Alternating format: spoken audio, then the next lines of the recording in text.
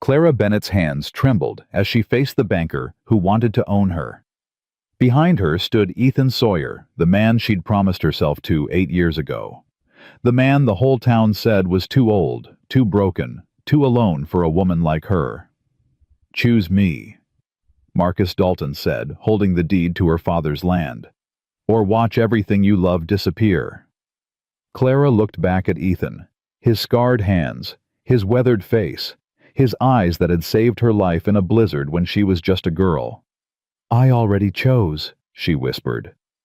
Before we begin, if you believe in keeping promises and second chances, hit that subscribe button. Stay with us until the end. This story will make you believe in love again. And drop a comment telling us what city you're watching from. We want to see how far this story can travel. Silverstone, Wyoming Territory. Winter. 1877. The blizzard hit like God's fury. Clara Bennett should have been home an hour ago. Should have listened when her father said the sky looked wrong. Should have stayed in town instead of taking the shortcut through the canyon. But 14-year-olds think they know everything, and Clara was no exception. Now she was going to die for it. Her horse had thrown her a mile back, spooked by thunder that sounded like cannon fire. She'd watched him disappear into the white wall of snow, taking her only chance of survival with him. Her coat, too thin, always too thin because father couldn't afford better, might as well have been made of paper. The cold didn't hurt anymore. That's what scared her most.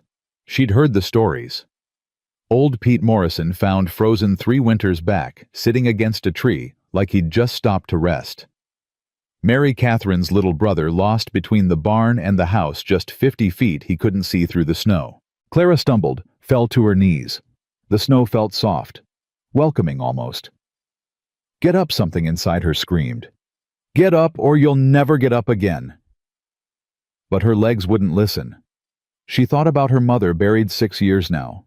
Wondered if dying hurt less when you knew you'd see someone again on the other side. Thought about her father, who'd find her body come spring thaw. That would kill him slower than the blizzard killed her. "I'm sorry, Papa," she whispered to the wind. Then she heard it, a sound that didn't belong to the storm. Hoofbeats. "Here."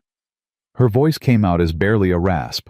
She tried again, forcing air through frozen lungs. "Here, I'm here." The snow parted like a curtain, and through it came a man on a horse so black it looked like a hole torn in the world. The man was massive shoulders, broad as an axe handle, sitting tall in the saddle despite the wind trying to tear him off. He swung down before the horse even stopped moving. Strong hands grabbed Clara's arms, lifting her like she weighed nothing. "Can you hear me?" His voice was rough, urgent. "Girl, can you hear me?" Clara tried to answer. Her lips wouldn't move right. The man swore something creative involving damnation and weather and wrapped his coat around her. It was still warm from his body, smelling of leather and wood smoke and something else. Safety, maybe. Or maybe that was just what dying felt like. He lifted her onto his horse, then swung up behind her, one arm locked around her waist. "Hold on. My ranch isn't far." Clara wanted to tell him she couldn't hold on, couldn't feel her hands anymore. But then the horse was moving, and the man's arm tightened, and she realized she didn't need to hold on. He was doing it for her. She passed out somewhere between the canyon and salvation. When Clara opened her eyes, she was dying again. At least, that's what it felt like. Fire raged through her fingers and toes, the kind of burning pain that meant frozen flesh coming back to life. "There you are." That rough voice again. "Don't fight it. Pain means you're winning." She was lying on a bed, no a sofa, in front of a fireplace big enough to roast a pig. Blankets piled on top of her, heavy as guilt. The man knelt beside her, wrapping her hands in warm cloth. "Hurts," Clara managed through chattering teeth. "I know. That's good. That's real good." She focused on his face for the first time. Hard features carved by weather and time. He could have been 30 or 50, impossible to tell with men who lived outside. Dark hair needed cutting, jaw needed shaving. But his eyes, pale blue like winter ice, held something unexpected. Kindness. You saved me. Wasn't much of a choice. Couldn't leave you out there. Most people would have missed me in that storm. I wasn't looking for you specifically. Needed to check the north fence. Saw your tracks before they got covered. He poured something hot from a pot into a tin cup. Drink this. Slowly. Broth. Rich and salty, warming her from the inside. Clara's hands shook too badly to hold the cup, so the man helped her, one hand supporting her head. "What's your name?" he asked. "Clara. Clara Bennett. My father's the blacksmith in Silverstone." "Thomas's girl." Recognition flickered.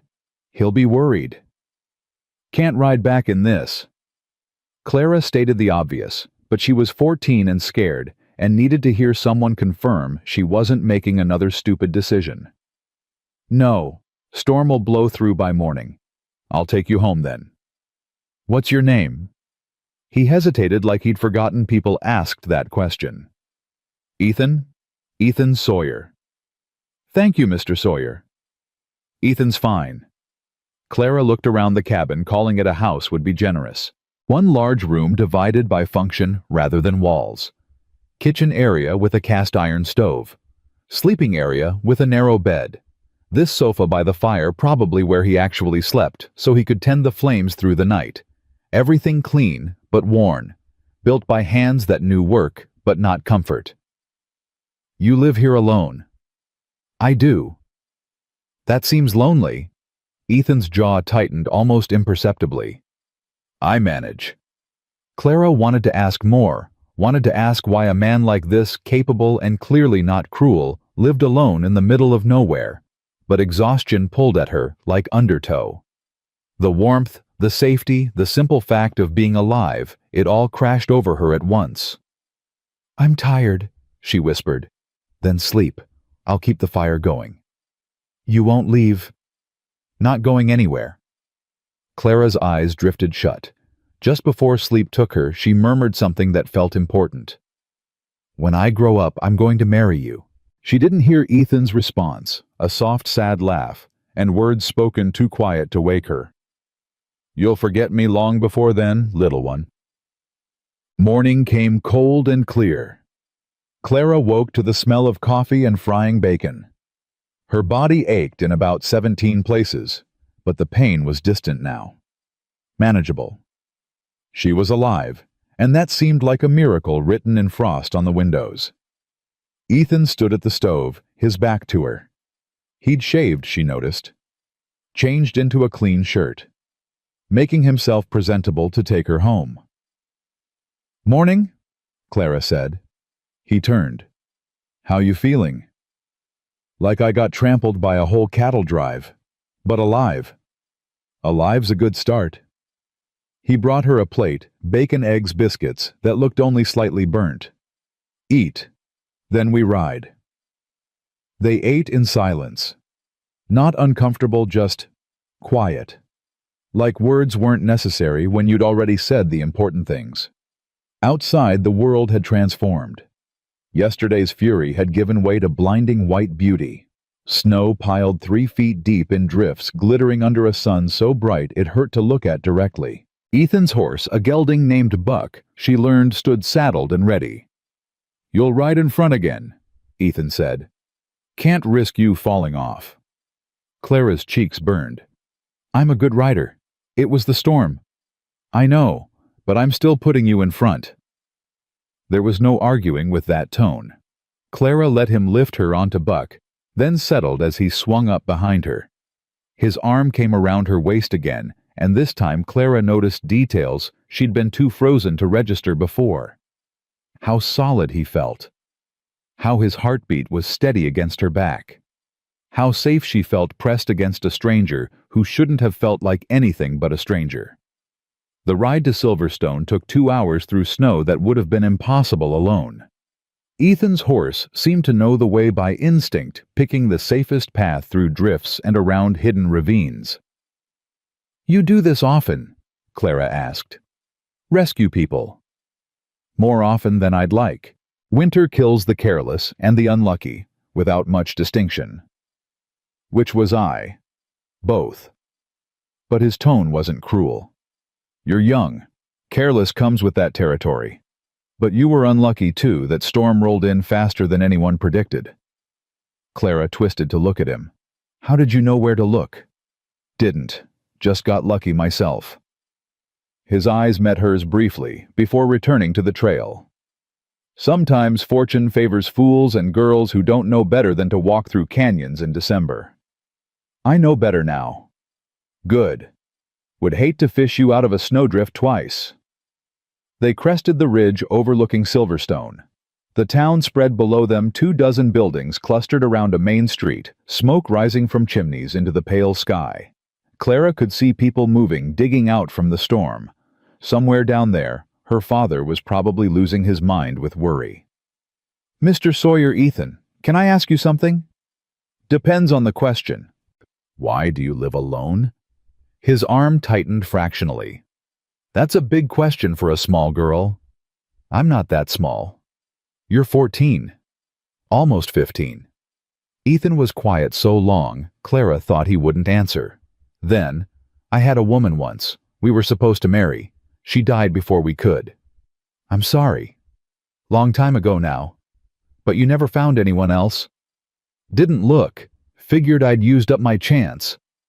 Clara turned again more fully this time, until she could see his face properly. "That's the saddest thing I've ever heard." Ethan's expression didn't change. "It's just life." "It doesn't have to be." "What are you suggesting I go courting?" He almost smiled. "I'm 32 years old girl. Women my age are married with children. Young ones want men who know how to talk pretty and dance at socials. I know how to mend fence and birth calves and shoot straight. Not much else to recommend me." "You saved my life." "That's not a qualification for marriage." Clara faced forward again, but her voice carried determination that surprised even her. "When I grow up, I'm going to marry you." This time Ethan did laugh, a rusty sound like he didn't use it much. "You said that last night." "I meant it." "You'll meet some boy your own age, someone who knows how to court proper." "I don't want someone my own age. Boys are stupid." "And you think men are smarter?"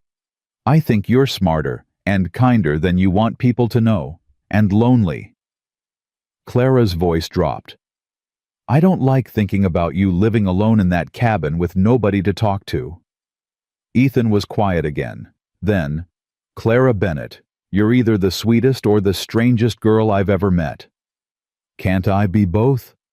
"I suppose you can at that." They reached Silverstone's main street. People stopped mid-shovel to stare. News traveled faster than lightning in towns this small. Everyone would know she'd been missing by now. Her father would know. The blacksmith shop sat at the far end of town, smoke already rising from the forge. Before they reached it, the door burst open, and Thomas Bennett came running, limping on his bad leg, but moving faster than Clara had seen in years. "Clara!" His voice cracked. "Clara, baby?" Ethan reined Buck to a stop. Thomas reached up, tears streaming down his weathered face, and Clara practically fell into his arms. "I thought when you didn't come home, the storm—" He couldn't finish, just held her, like she might disappear if he let go. "I'm okay, Papa. I'm okay."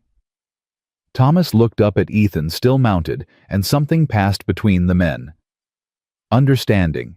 Gratitude too deep for words. "You found her." "Lucky timing." "Lucky?" Thomas laughed, but it sounded like crying. "Mister, you saved my daughter's life. That's not luck, that's providence." "Just happened to be checking fence." "Thank you." Thomas's voice shook. "Thank you. If you hadn't—" "But I did. She's safe. That's what matters." A crowd gathered. Curious faces concerned neighbors. Old Mrs. Henderson clucking about foolish girls. The Reverend murmuring thanks to Providence. Sheriff Morgan wanting to know details so he could log them official. Through it all, Ethan sat Buck patiently answering questions in short sentences, deflecting praise like bullets off armor. He looked uncomfortable with the attention Clara realized. like he wanted to turn Buck around and ride back to his isolated cabin where people didn't thank him or look at him like he'd done something extraordinary. Finally, Thomas seemed to remember his manners. "Come inside. Let me pay you." "No need." "Then let me shoe your horse, free of charge, something." "Really, I should." Ethan Sawyer. Clara's father drew himself up to his full height, still 6 inches shorter than Ethan mounted. "You saved my only child, my only family. I'm a proud man, but I'm not so proud I can't say I owe you everything I got. Now you come inside, have some coffee at least, and let me shake your hand proper without half the town gawking." Ethan looked like he wanted to refuse, but something in Thomas's face must have convinced him, because he swung down from Buck and followed them into the shop. The blacksmith shop was warm and smoky, smelling of hot metal and coal. Clara's small room sat off to one side, just a curtain for privacy, but it was home. Thomas gestured Ethan to a stool while he poured coffee into chipped mugs. "How long you been at your ranch?" Thomas asked. 5 years. Bought it off a widow heading back east." "Hard land out there." "It is." "You make it work alone?" "Manage." Ethan took the coffee, wrapping his large hands around the mug. "Hire extra hands during roundup. Rest of the time it's just me and Buck." Thomas studied him over the rim of his own mug. "You married son." "Thomas Bennett." Clara felt her face burn. "You can't just ask." "It's a fair question." Ethan's voice stayed even. "No, sir, not married. Was engaged once long time ago. She passed." "I'm sorry to hear that. Lost my own wife 6 years back." "I remember. Made the horseshoes for her burial plot." Thomas nodded slowly. "That's right. You did." He glanced at Clara, then back to Ethan. "You got family anywhere?" "Not anymore. Parents died during the war. Brother, too." "So you're alone out there?" "Seems we've established that." Clara could see her father working up to something. She knew that look, the one he got when he was trying to be subtle, but wasn't quite pulling it off. "Papa, what are you doing?"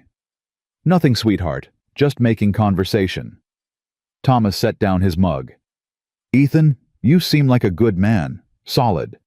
The kind who keeps his word and doesn't run when things get hard." "I try to be. My daughter's a good judge of character. Always has been. And she seems to think highly of you." "Papa." Clara's face felt hot enough to forge iron. Ethan's expression didn't change, but something flickered in his eyes. Amusement, maybe, or horror. Hard to tell. "I appreciate the coffee," Ethan said, standing. "But I should head back. Got livestock to check on." "Of course. Of course." Thomas walked him to the door. At the threshold, he gripped Ethan's hand. "Thank you again, truly. If you ever need anything, shoes for your horses, repairs, anything, you come see me. No charge, ever." "That's generous." "It's not generous. It's a debt I can't ever fully repay." Ethan nodded, then looked past Thomas to where Clara stood in the shadows. "You stay smart, Clara Bennett. No more shortcuts in December." "I won't, I promise." "Good." He stepped out into the cold. Clara darted past her father, ignoring his protest, and caught Ethan before he could mount Buck. "Wait," he turned. "What is it?" Clara reached into her pocket and pulled out a small object, a ribbon faded blue that had been her mother's. She'd carried it every day since the funeral. "I want you to have this." Ethan looked at the ribbon like it might bite him. "I can't take that." "Yes, you can. It was my mama's. Now it's yours." "Clara, you saved my life. That means something. And I meant what I said." She pressed the ribbon into his calloused palm. "When I grow up, I'm going to marry you. So keep this, as a promise." For a long moment, Ethan just stared at her. Then so quietly she almost missed it. "You're going to break that promise, little one." "No." Clara smiled. "I won't." She turned and ran back inside before he could argue further. Through the window, she watched him stand there, looking at the ribbon in his hand. Finally, he tucked it into his pocket-mounted buck and rode out of town without looking back. Thomas came to stand beside her. "You really meant that about marrying him?" "Yes." "Clara, honey, you're 14. He's a grown man." "I know. That's why I said when I grow up." "People will talk." "Let them." Thomas sighed. "You're as stubborn as your mother was." "Thank you." That wasn't necessarily a compliment. But he put his arm around her shoulders. "What if you change your mind? What if you meet someone else?" Clara watched until Ethan disappeared into the tree line. "I won't." Boston, Massachusetts. Spring 1878. 3 months later, everything changed again. Clara was helping her father in the forge when Sheriff Morgan arrived with a telegram. Thomas read it twice, his face going pale. "What is it?" Clara asked. "Your Aunt Josephine. She's ill. Asking for you." Aunt Josephine was Thomas's only sibling, a widow living in Boston with means enough to live comfortable but no children of her own. Clara had met her twice briefly and remembered a stern woman who smelled like lavender and disapproval. "Why is she asking for me?" Thomas handed her the telegram. Clara read, "Dying. Stop. Want to meet niece properly. Stop. Send girl if possible. Stop. Can provide for her future. Stop." "I'm not going," Clara said immediately. "Clara? No, I'm not leaving you alone. It's just for a visit, few months maybe, until she—" Thomas couldn't finish. "No." But her father's expression was already shifting into that look he got when he was going to be stubborn about something. "Listen to me. Josephine is offering something I can never give you. Education, opportunities, a chance at a better life than Silverstone can provide." "I don't want a better life. I like this one." "You say that now, but you're young, Clara. You haven't seen enough of the world to know what you're choosing." "I've seen enough. I know where I belong." Thomas set down his hammer. "When your mother died, I promised her I'd take care of you. Give you every chance to grow into the woman she would have wanted you to be. Josephine can offer you that. I can't. So you're sending me away. I'm giving you a choice." He gripped her shoulders. "Go to Boston. Learn what they can teach you. If you still want to come back to Silverstone when you're grown, I won't stop you. But at least you'll know what else is out there." Clara felt tears burning. "And if I refuse, then I'll respect that. But I'll always wonder if I failed your mother by not trying harder." That's how Thomas Bennett won arguments, not by demanding, but by making you feel like refusing would hurt him more than it hurt you. Clara left for Boston 2 weeks later. The train ride took 3 days. Clara watched Wyoming disappear behind her, the mountains giving way to plains to farmland to cities that grew bigger and busier until Boston swallowed her whole. Aunt Josephine met her at the station, thinner than Clara remembered, leaning on a cane.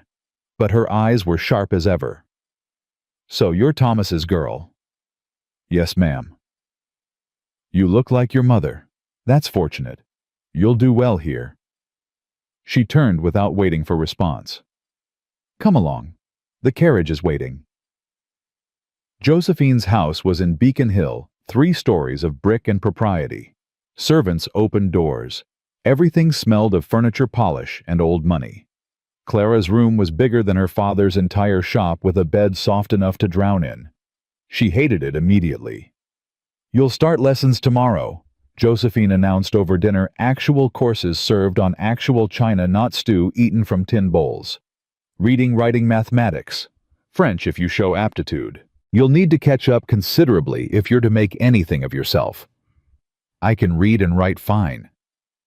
"Can you parse Latin, discuss Wordsworth, navigate social situations without embarrassing yourself?"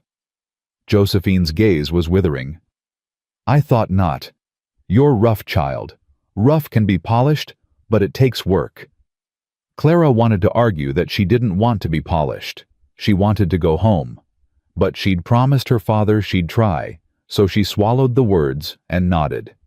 "Yes, ma'am." That night, alone in her too-soft bed, Clara pulled out the only piece of home she'd brought, a letter from her father, and tucked inside it a second piece of paper. She'd written to Ethan Sawyer before leaving. "Just a short note, I'm going to Boston for a while. But I'll come back. I keep my promises." She didn't know if he'd received it. Didn't know if he'd even read it if he had. But writing it had felt important, like making a promise to herself as much as to him. Clara pressed the letter to her chest and whispered into the darkness, "I'll come back. I will." Boston didn't answer. But somewhere hundreds of miles west, maybe Ethan Sawyer heard her anyway.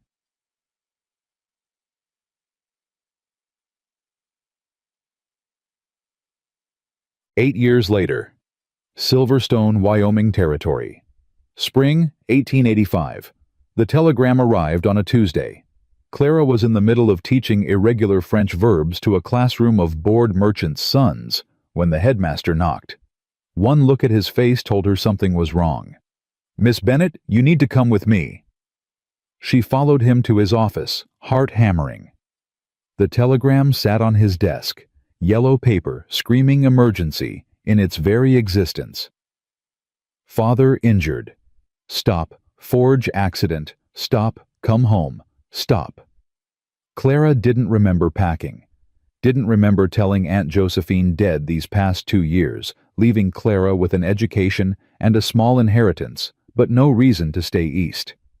She must have done both things, because 2 days later she was on a train heading west with a bag full of dresses too fancy for Silverstone and a teaching certificate that seemed less valuable with every mile.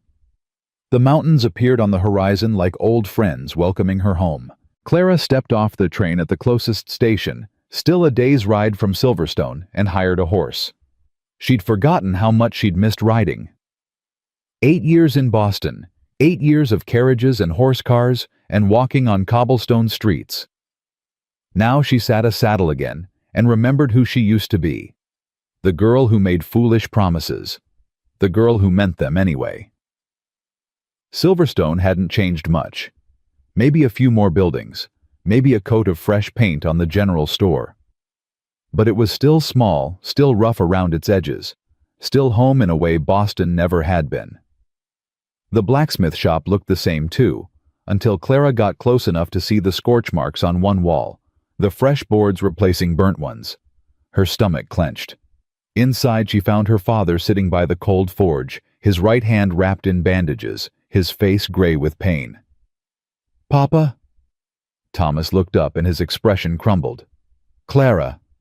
My Clara." She ran to him, carefully mindful of his injury. "What happened?" "Got careless, distracted, hammer slipped and—" He gestured helplessly at his hand. "Doctor says I'll heal, but I can't work for months. Maybe longer." Clara pulled back to look at him properly. He'd aged more than 8 years should have allowed. Gray in his beard now, lines carved deep around his eyes. When had her father become old? "I'll take care of you," she said. "I have money from Aunt Josephine. We'll manage." "It's not just my hand." Thomas's voice dropped. "I borrowed money to repair the forge, from Marcus Dalton's bank. Can't pay it back if I can't work." "How much?" $500. Clara's heart sank. That was more than most men in Silverstone made in 2 years. "When's it due?" 3 months. "And Clara—" He hesitated. "Marcus has been coming around, making offers." "What kind of offers?" "The kind where he cancels the debt if you marry him." Silence crashed down like a hammer on an anvil. "Absolutely not."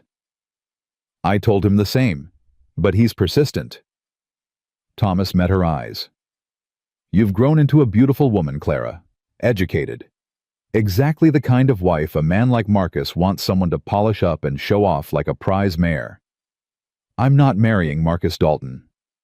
"I know, but he doesn't take no easily." Clara stood pacing the small space. 8 years. She'd been gone 8 years building a life that was supposed to be better. And what did she have to show for it? the ability to conjugate French verbs, while her father lost everything. What about Ethan Sawyer? The words came out before she could stop them. Thomas looked surprised. What about him?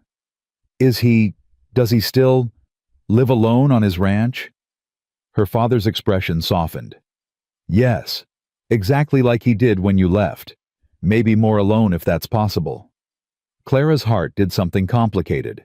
Relief and sorrow mixing together until she couldn't tell them apart. You really never forgot about him, Thomas said quietly. I promised I wouldn't. You were 14, honey. People don't hold children to promises like that. Maybe they should. Clara straightened her shoulders. I need to borrow your horse. Where are you going? But Clara was already heading for the door. The ride to Sawyer Ranch felt longer than Clara remembered. 8 years will do that, turn memory into something elastic, stretching and shrinking until you can't trust it anymore. But when the cabin appeared through the trees, it looked exactly the same. Small, weathered, smoke rising from a chimney that never quite stopped burning. Clara dismounted, her hands shaking. What was she doing, riding out to a man's ranch like some desperate fool?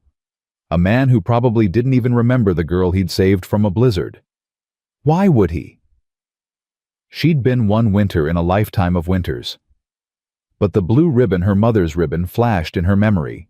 She'd given it to him, asked him to keep it as a promise. Had he? Before courage could desert her entirely, Clara walked to the door and knocked. Silence. Then footsteps, heavy, deliberate. The door opened. Ethan Sawyer stood backlit by firelight, and Clara's breath stopped. He'd aged too, but where her father's aging seemed to diminish him, Ethan's only made him more solid, more real. Gray threaded his dark hair now. Lines around his eyes spoke of squinting into too many harsh suns. His shoulders were just as broad, but now they carried the weight of 8 more years of solitude. He stared at her like she'd appeared from a dream. Or a nightmare. Hard to tell which. Clara! His voice was rusty, disbelieving. Clara Bennett. I came back. Her voice shook. Like I said I would. For a long moment, Ethan just looked at her. Then so quietly she almost missed it. You really did. They stood there separated by a threshold, and 8 years, and all the promises that time should have erased. Finally, Ethan stepped back. You better come inside. Clara walked into Ethan Sawyer's cabin, and knew whatever came next, keeping her promise, was only the beginning. The cabin smelled the same wood smoke and leather and coffee that had been sitting too long on the stove. Clara stepped inside, and the door closed behind her with a finality that made her pulse jump. Ethan didn't move far from the threshold.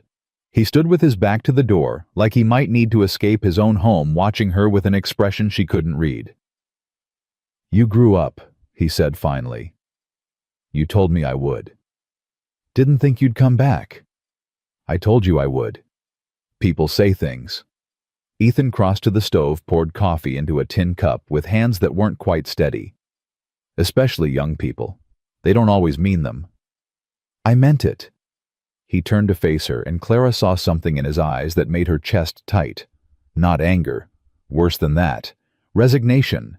Like he'd spent 8 years expecting this moment and convincing himself it would never come. Why are you here, Clara? Because I promised. That's not an answer. Yes, it is. She took a step closer. I was 14 when I made that promise. Everyone told me I'd forget. My father, my aunt, every person in Boston who asked about my life back west. They all said the same thing: you were just a childhood fantasy. Something I'd outgrow, like believing in fairy tales. They were right. No. Clara's voice hardened. They weren't. I'm 22 years old, Ethan. I've had 8 years to forget you. I've met men with education and money and prospects. Men who know how to dance and make conversation and court properly. Do you know what I thought every time one of them tried?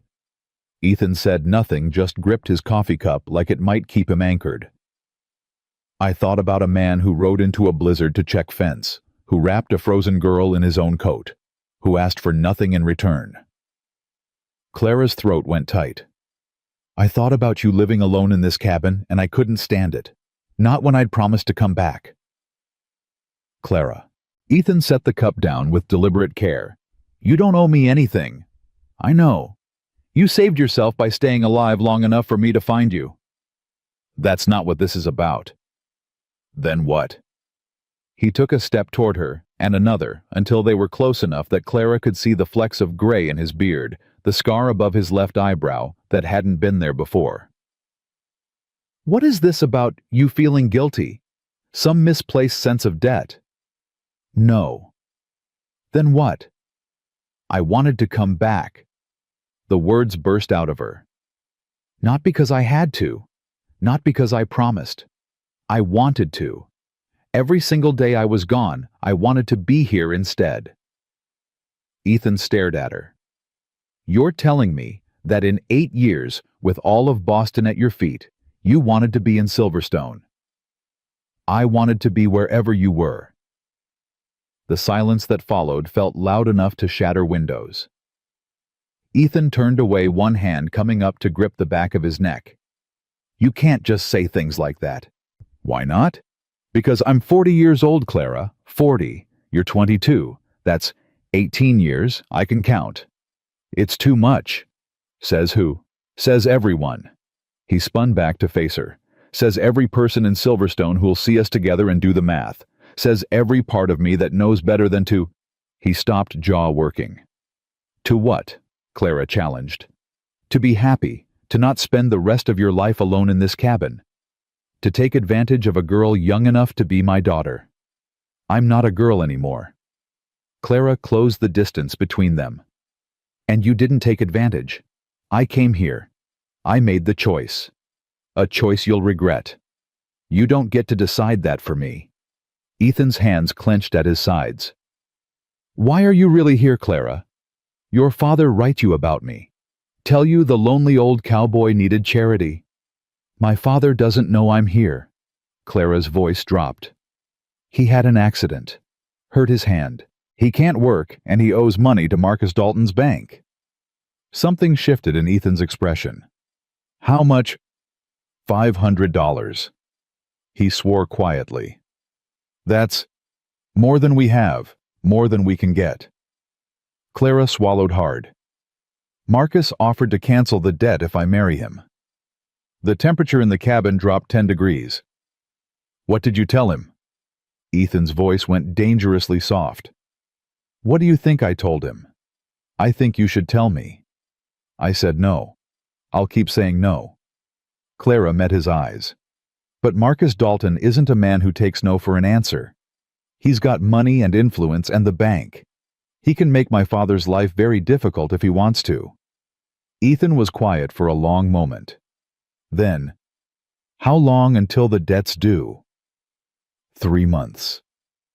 And you came here because I wanted you to know I'm back. Because I meant what I said 8 years ago, and I mean it now. Clara pulled something from her pocket, a folded piece of paper worn soft at the creases. You kept my mother's ribbon. I found it that night. You tucked it in your pocket, and I thought maybe that meant you believed me, even a little. Ethan looked at the paper in her hand. What's that? The letter I wrote you before I left for Boston. Did you ever get it? I got it. Did you read it? 3 times. Clara felt something loosen in her chest. Then you know I meant to come back. Meaning to do something and doing it are different things. But Ethan's voice had lost its sharp edge. People change. Circumstances change. I didn't expect, I never thought. What, that I'd actually keep my promise? Yes. He said it simply brutally honest. I thought you'd grow up and realize what a foolish promise it was, made to a man twice your age by a girl who didn't know any better. I knew exactly what I was doing. You were 14. I was old enough to know my own heart. Clara stepped close enough to touch him if she wanted, close enough to feel the heat of him smell leather and soap and something indefinably Ethan. And I'm old enough now to stand here and tell you I came back for you. Not because of Marcus. Not because of my father's debt. For you. Ethan's breath caught. For just a second, his carefully maintained distance cracked. His hand lifted like he might touch her face, her hair something. Then he caught himself and stepped back. You should go. No. Clara. No. She planted her feet. I didn't ride all the way out here to be sent away. I came back to Silverstone. I'm staying. And you're going to have to get used to that. It's not appropriate. I don't care about appropriate. Clara's voice rose. I care about you. I've cared about you since I was 14 years old, and 8 years in Boston didn't change that. Nothing's going to change it. You don't know me, not really. You know a man who pulled you out of a snowbank. Then let me know you. She softened her tone. Let me come back, talk to you, just don't shut me out because you're scared. I'm not scared. Yes, you are. Clara saw it in the way he held himself, the way he wouldn't meet her eyes for more than a second. You're terrified, because you didn't expect me to come back, and now that I'm here you don't know what to do. Ethan was silent. I'll go, Clara said quietly. But I'm coming back tomorrow, and the day after that, until you believe me. She walked to the door hand on the latch when his voice stopped her. Clara. She turned. Ethan stood in the middle of his cabin looking lost in a way that made her heart ache. That ribbon, your mother's ribbon. I've kept it in my pocket every day for 8 years. Wore out 2 coats, but I always transferred it. Clara's throat closed up. I kept it because... He stopped, started again. Because it was the only thing that made me think maybe I wasn't completely alone. Even if you never came back, even if it was just a child's promise, it mattered. I'm here now, Clara whispered. I know. Ethan's voice roughened. That's what scares me. Clara nodded slowly, then slipped out into the fading afternoon light, before the tears burning her eyes could fall. The ride back to Silverstone gave Clara time to think. Time to question every choice she'd made in the last 48 hours. Coming back west, going to Ethan's ranch, telling him things she'd barely admitted to herself. But by the time she returned her father's horse to the stable, she knew one thing with absolute certainty: she wasn't giving up. Thomas was awake when she came in, sitting at the small table, with his bandaged hand resting in his lap. Where did you go? Sawyer Ranch. Her father's eyebrows rose. Did you now? Don't start. I didn't say anything. You're thinking it loud enough. Clara hung up her coat, suddenly exhausted. He thinks I'm making a mistake. Are you? No. Thomas studied her. You really never forgot him. I tried. God knows I tried. Aunt Josephine paraded every eligible bachelor in Boston past me.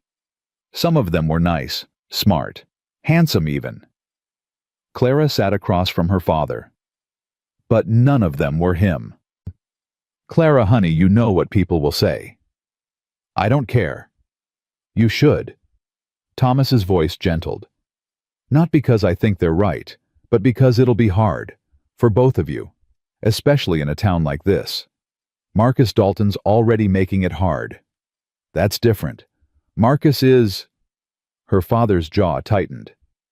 He came by again today, asked when you'd be back from your ride. I didn't tell him where you went. Good. But he'll find out. He always does. Thomas reached across the table with his good hand. Be careful. Marcus isn't used to losing. Clara squeezed her father's hand. Neither am I. She went back to Sawyer Ranch the next day. Ethan was in the corral when she arrived, working with a young horse that clearly didn't want to be worked with. The gelding danced and snorted, but Ethan's hand stayed steady on the lead rope, his voice low and calm. Easy now. Nobody's trying to hurt you. Just getting you used to the feel of things. Clara leaned on the fence and watched. There was something almost hypnotic about it, the way Ethan moved, patient and unhurried, like he had all the time in the world to wait for the horse to trust him. Finally, he noticed her. The horse chose that moment to shy, and Ethan let him go, coiling the lead rope as the gelding trotted to the far side of the corral. "You're back." "I said I would be."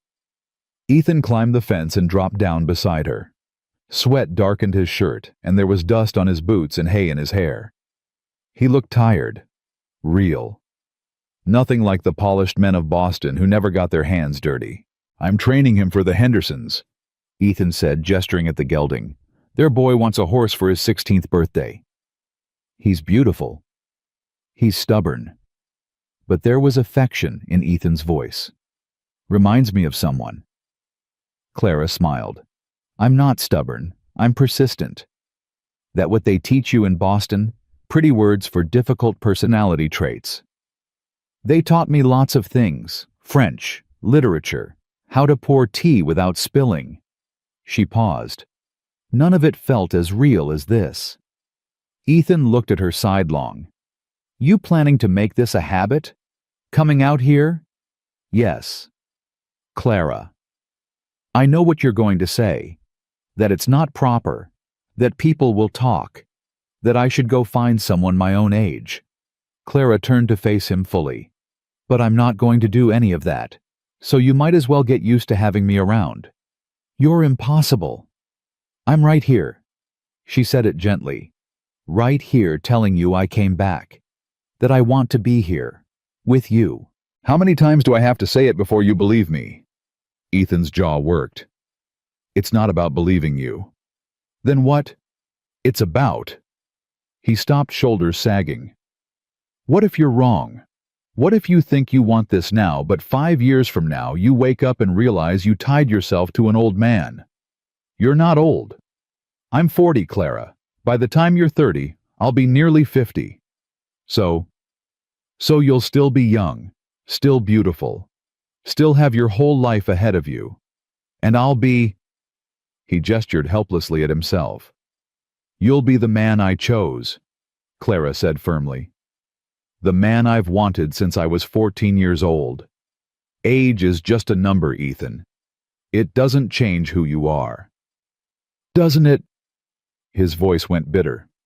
"I'm set in my ways, stubborn, not good at talking. I've been alone so long I barely know how to be around people anymore." "Then it's good I'm stubborn too." Clara reached out and did what she'd wanted to do yesterday, touched his face, her palm against his beard, rough and warm. "I'm not afraid of who you are. I'm afraid you'll push me away because you think you're not good enough." Ethan went very still. "Clara." "Let me in," she whispered. "Please, just let me try." For a long moment, Ethan just looked at her. Then slowly his hand came up to cover hers where it rested against his cheek. "You're going to break my heart," he said quietly. "No." Clara's eyes stung. "I'm going to keep my promise." Ethan turned his face into her palm just slightly, and Clara felt the moment he stopped fighting. Felt him surrender to something he'd been denying for 8 years. "All right," he breathed. "All right." Clara smiled even as tears tracked down her face. "Yeah." "Yeah." Ethan's thumb brushed across her knuckles. "But we do this right. Proper. I court you. We take our time. Give people a chance to get used to the idea before..." "Before what?" His eyes met hers, and Clara saw everything she needed to see. "Before I ask you to marry me. For real this time. Not because a 14-year-old girl promised. Because I'm asking." "Is that a proposal?" "Not yet." But Ethan was almost smiling. "When I propose, you'll know." "I already know my answer." "That's what worries me." But his hand tightened on hers. "You sure about this? Really sure?" "I've been sure for 8 years." "Then I guess I better catch up." Clara laughed, and it felt like light breaking through clouds. Like the first warm day after a long winter. Like coming home. Ethan pulled his hand back, but gently. "You should go. People will talk if you're out here too long. Let them talk." Clara? Fine. She pushed off the fence. But I'm coming back tomorrow. I figured. And the day after that. Starting to see a pattern. Clara mounted her father's horse, then looked down at Ethan. He stood with his thumbs hooked in his belt, squinting up at her against the sun, and she thought, this is the man I'm going to marry. Ethan. Yeah? Thank you. For keeping the ribbon. His expression softened. Thank you for coming back. Clara rode away feeling lighter than she had in 8 years. Behind her, Ethan Sawyer watched until she disappeared into the trees, one hand unconsciously touching the pocket where a blue ribbon had lived for nearly a decade. News traveled fast in Silverstone. By the end of the week, everyone knew Clara Bennett was riding out to Sawyer Ranch. Some people thought it was sweet, the girl who'd promised to marry her rescuer, all grown up and keeping her word. Others thought it was scandalous, a young woman pursuing an older man bold as brass. Marcus Dalton thought it was unacceptable. He cornered Clara outside the general store on Saturday morning. She was buying supplies for her father when Marcus appeared at her elbow too close, smiling like a cat with a cornered mouse. Miss Bennett, how lovely to see you back in town. Mr. Dalton. Clara kept her voice cool, professional. The voice Aunt Josephine had taught her for dealing with unwanted attention. I hear you've been spending time at Sawyer Ranch. I have. That's... Marcus paused, choosing his words. Concerning. A young woman of your education and refinement associating with a man like that. A man like what? Come now, you know what I mean? Sawyer's been alone so long he's practically feral. Lives like an animal out there. No refinement. No prospects beyond scratching out a living from that hardscrabble land. Clara set down the bag of flour she'd been examining. Mr. Dalton, I'm going to say this once as clearly as I can. What I do and who I spend time with is none of your concern. But it is my concern. Marcus stepped closer, lowering his voice. Your father owes my bank a considerable sum. That makes you my concern. My father's debt has nothing to do with my personal life. Doesn't it? Marcus's smile turned sharp. I could make that debt disappear, Clara. Cancel it completely. All you'd have to do is... No. You didn't let me finish. I don't need to hear the rest. Clara picked up her flour. The answer is no. It will always be no. Even if my father loses everything, even if we end up living in a tent on the edge of town, the answer is still no. Marcus's pleasant expression cracked. You'd choose poverty over security, living in Sawyer's shack over a proper home in town. I'd choose love over a gilded cage. Clara met his eyes. Now, if you'll excuse me, I have shopping to finish. She tried to move past him, but Marcus grabbed her arm. Not hard enough to bruise, but firm enough to stop her. You're making a mistake. Let go of me. People are talking, Clara, about you and Sawyer, about the age difference, about what it means that a woman your age is throwing herself at an old hermit. Marcus leaned in. It doesn't look good. For either of you. I don't care what it looks like. You should. His grip tightened fractionally. Because I can make those whispers louder. I can make sure everyone in this town knows exactly what kind of woman would... The lady asked you to let go. Ethan's voice cut through the moment like a knife. Clara's head snapped up. Ethan stood 3 feet away, and the expression on his face made her stomach drop. Not angry, that would have been easier. This was colder, more dangerous. The kind of calm that came before violence. Marcus released Clara's arm and stepped back, but his smile never wavered. Sawyer, how convenient. We were just discussing you. Were you now? Ethan moved to Clara's side, not touching her, but close enough that his presence felt like a shield. Sounded more like you were threatening her. Threatening. That's a strong word. What would you call grabbing a woman's arm when she asked you to leave her alone? I was simply ensuring she heard me clearly. I heard you just fine, Clara said, finding her voice. And my answer stands. No. Marcus's jaw tightened. He looked between them, and Clara saw the moment he made some kind of decision. I see how it is. Very well. But Miss Bennet, do remember your father's debt comes due in 10 weeks. When you're scrambling to find that money, don't come crying to me. He tipped his hat in a mockery of politeness and walked away. Clara's hands were shaking. She didn't realize it until Ethan gently took the flower from her and set it on the counter. You all right? I'm fine. Clara, I'm fine, she insisted, but her voice cracked on the last word. Ethan's hand hovered near her elbow. Come on, let's get you home. I have shopping.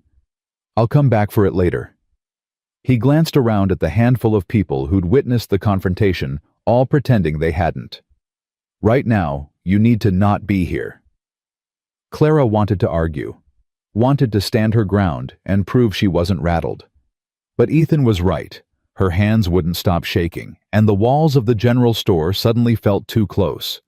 She let him guide her outside. They walked in silence to the blacksmith shop. Thomas looked up from the ledger he'd been studying with his good hand, took one look at Clara's face and stood. What happened? Marcus Dalton happened, Ethan said. Thomas swore. What did he do? Nothing I couldn't handle, Clara said quickly. He grabbed my arm, tried to threaten me about the debt. He put his hands on you. Thomas's voice went dangerously quiet. I'm fine, Papa. That's not what I asked. Ethan stepped forward.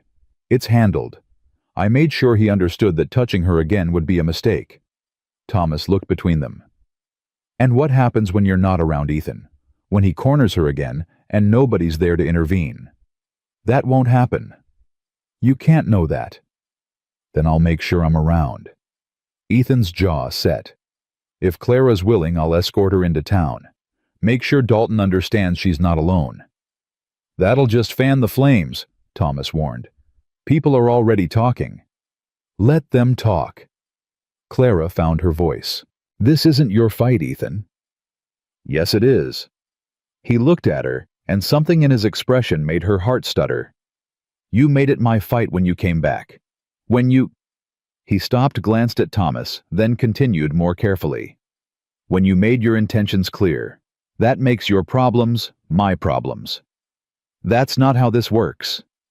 That's exactly how this works. Ethan's voice gentled. You think I'm going to sit out at the ranch while Dalton harasses you? Think I'm going to let him use your father's debt to manipulate you? What choice do we have? Clara's frustration boiled over. He owns the debt. He has the power. Unless we find $500 in the next 10 weeks, my father loses everything. Then we find $500. How I have maybe 100 from my inheritance. Father can't work. We can't. I can. Silence fell like snow. Clara stared at Ethan. What? I can loan you the money, pay off Dalton's bank. Thomas can pay me back when he's healed and working again. Ethan, I can't ask you to. You're not asking. I'm offering. He turned to Thomas. I've got savings. Enough to cover the debt and then some. Take it. Get Dalton off your back. Thomas looked stunned. That's your entire safety net. What if you have a bad year? What if something happens to your stock? Then I'll manage. I always have. Ethan's voice was firm. But I won't stand by and let Dalton use debt as a weapon. Take the money. We can't accept charity, Clara said, even as hope bloomed painful in her chest. It's not charity. It's a loan. Ethan met her eyes. Call it an investment. In your father's business. He hesitated. In our future. Clara's breath caught. Our future. If you'll have it. Ethan looked suddenly uncertain, like maybe he'd said too much. If you still mean what you said. About keeping your promise. I mean it. Clara's voice came out stronger than she felt. I've always meant it. Thomas cleared his throat. You two mind if I say something? They both turned to him. Ethan, that's one hell of an offer. More generous than I deserve considering I barely know you beyond a handful of horseshoe orders over the years. Thomas's good hand gripped the table edge. But if you're doing this because you're courting my daughter, I need to know your intentions are honorable. They are. Meaning I'm asking your permission to court Clara properly, with the aim of marriage, if she'll have me. Clara's heart hammered against her ribs. Thomas studied Ethan for a long moment. You're 40 years old. I am. That's 18 years older than my daughter. I know. People will talk. Probably already are. I know that too. And you think you can make her happy long term, not just now while everything's new and exciting, but 10 years down the road when the shine wears off. Ethan's voice went quiet but certain. I think I'll spend every day trying to. Can't promise I won't fail sometimes. Can't promise it'll be easy. But I can promise I'll never stop trying. Thomas was quiet. Then, Clara, what do you think? I think... Clara's throat closed up. She swallowed hard and tried again. I think I've been waiting 8 years for someone to ask me that question. And my answer is yes. You're sure? Her father's eyes searched hers. Really sure. Because once you start down this road, people won't let you forget. They'll remind you every day that you chose an older man, question your judgment, wonder if you're making a mistake. I'm sure. Clara looked at Ethan and everything else faded. I've never been more sure of anything in my life. Thomas nodded slowly. Then you have my blessing. Both of you. He stood cross to Ethan and held out his good hand. But Ethan, you hurt her and Blacksmith's bad hand or not, I'll find a way to make you regret it. Ethan shook his hand. If I hurt her, I'll deserve whatever you do to me. Good, then we understand each other. Thomas's expression softened. Now about that loan. No conditions, Ethan said firmly. Pay me back when you can, or don't. Either way, the offer stands. I'll pay you back, Thomas said. Every penny, with interest. No interest. Just take care of that hand. Get better. That's payment enough. Clara watched this exchange feeling like the ground had shifted beneath her feet. An hour ago, she'd been cornered by Marcus Dalton, her father's debt hanging over them like a guillotine. Now, Ethan Sawyer, the man she'd promised to marry 8 years ago, was offering to pay that debt, was asking permission to court her, was talking about marriage like it was real and possible, and not just a 14-year-old's fantasy. I should get back to the ranch, Ethan said, but he looked at Clara like he was asking permission to leave. I'll walk you to your horse. Outside, Buck was tied to the hitching post patient as ever. Ethan checked the saddle cinch, buying himself time before he had to say goodbye. That was... Clara started, then laughed shakily. I don't even know what that was. Me either. Ethan's hands stilled on the saddle. Might have overstepped. Your father's debt isn't my business. You made it your business. Yeah. He turned to face her. I did. Clara closed the distance between them. Thank you. For the money. For standing up to Marcus. For, her voice caught, for asking my father's permission. Seemed like the right thing to do. It was. Clara reached up, cupping his face the way she'd wanted to since she first saw him again. You're a good man, Ethan Sawyer? Trying to be. His hand covered hers, holding it against his cheek. For you, anyway. So this is really happening. We're courting. If you want to. I want to. Clara smiled, feeling lighter than air. I want everything. Courting, marriage, a life with you. All of it. Ethan's expression softened into something that looked almost like wonder. 8 years ago, if someone told me that scared frozen girl would grow up and come back, that she'd look at me like you're looking at me right now, I'd have called them crazy. Good thing I'm stubborn. Good thing. Ethan leaned down, and for a second Clara thought he might kiss her, but instead he pressed his forehead to hers, breathing her in like he needed to confirm she was real. I'm going to try to deserve you. You already do. Let me try anyway. Clara smiled against his skin. Okay. They stood like that for a long moment, forehead to forehead, breathing the same air. Then Ethan pulled back, climbed onto Buck, and looked down at her. Tomorrow? Tomorrow, Clara confirmed. And the day after that.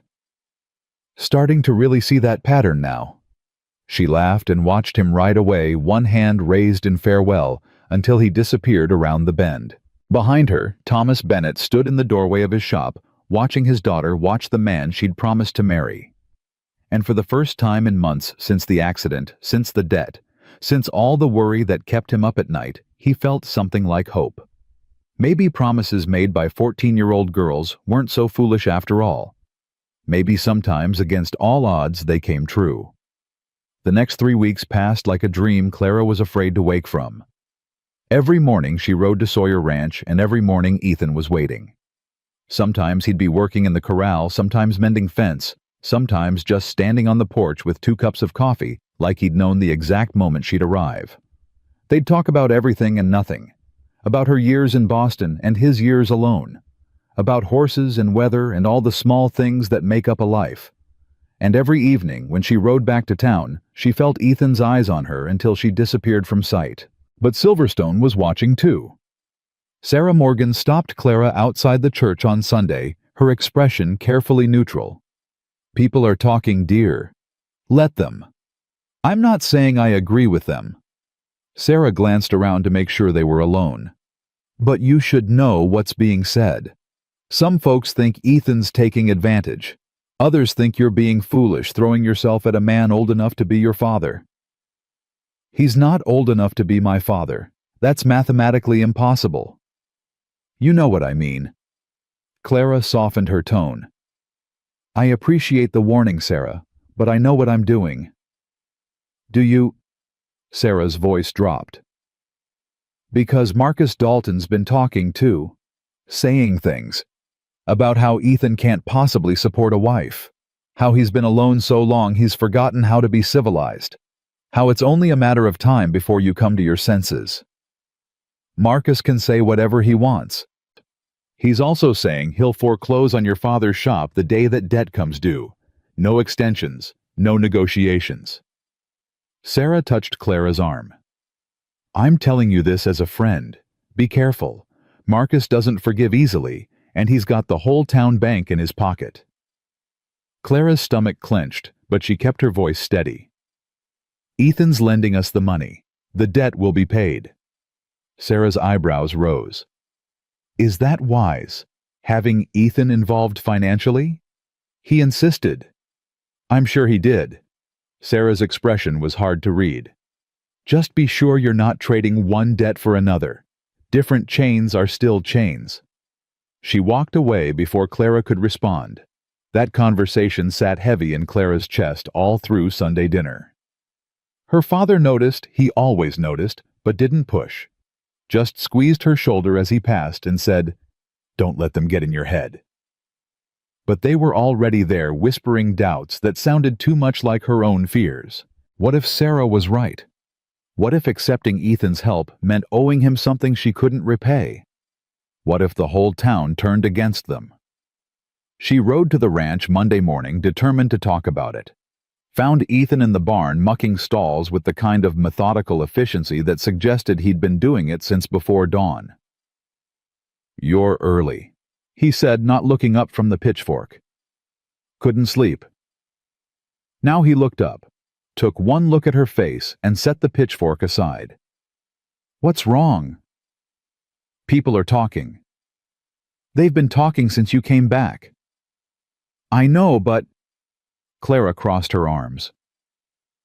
Sarah Morgan said Marcus is telling everyone you can't support a wife, that you're taking advantage of me, that I'm making a mistake. Ethan's jaw tightened. And what do you think? I think... Clara stopped, frustrated with herself. I think I don't want you paying my father's debt if it means people will say I'm marrying you for money. Is that what you're doing? No. Then why does it matter what they say? Because it does. Her voice rose despite herself. Because I don't want people thinking you bought me, or that I'm using you, Or that this whole thing is just some transaction. Ethan was quiet for a long moment. Then he walked to the barn door and closed it, shutting out the morning sun. When he turned back, his expression was serious. "Come here." Clara didn't move. "Ethan, please." She went to him. He caught her hands, his rough and calloused, hers soft, from 8 years of city living, and held them between them like an anchor. "Listen to me. I don't care what Marcus Dalton says. I don't care what the whole town thinks. The only person whose opinion matters is yours." His thumbs brushed across her knuckles. "So I'm asking you straight, do you want to marry me because I'm helping your father? Or do you want to marry me because you actually want to?" "I want to marry you," Clara said without hesitation. "I've wanted that since I was 14. "Then nothing else matters." Ethan pulled her closer. "People will always talk. About the age difference. About how fast we're moving. About everything. We can't control that. All we can control is knowing the truth ourselves." "And what's the truth?" "The truth is, I've been alone in this barn for 15 years, and I've never wanted to share it with anyone until you walked back into my life." His voice roughened. "The truth is, I'd pay your father's debt 10 times over if it meant keeping you safe from Marcus Dalton's schemes. Not because I'm buying you, because I—" He stopped, jaw working. Clara's heart hammered.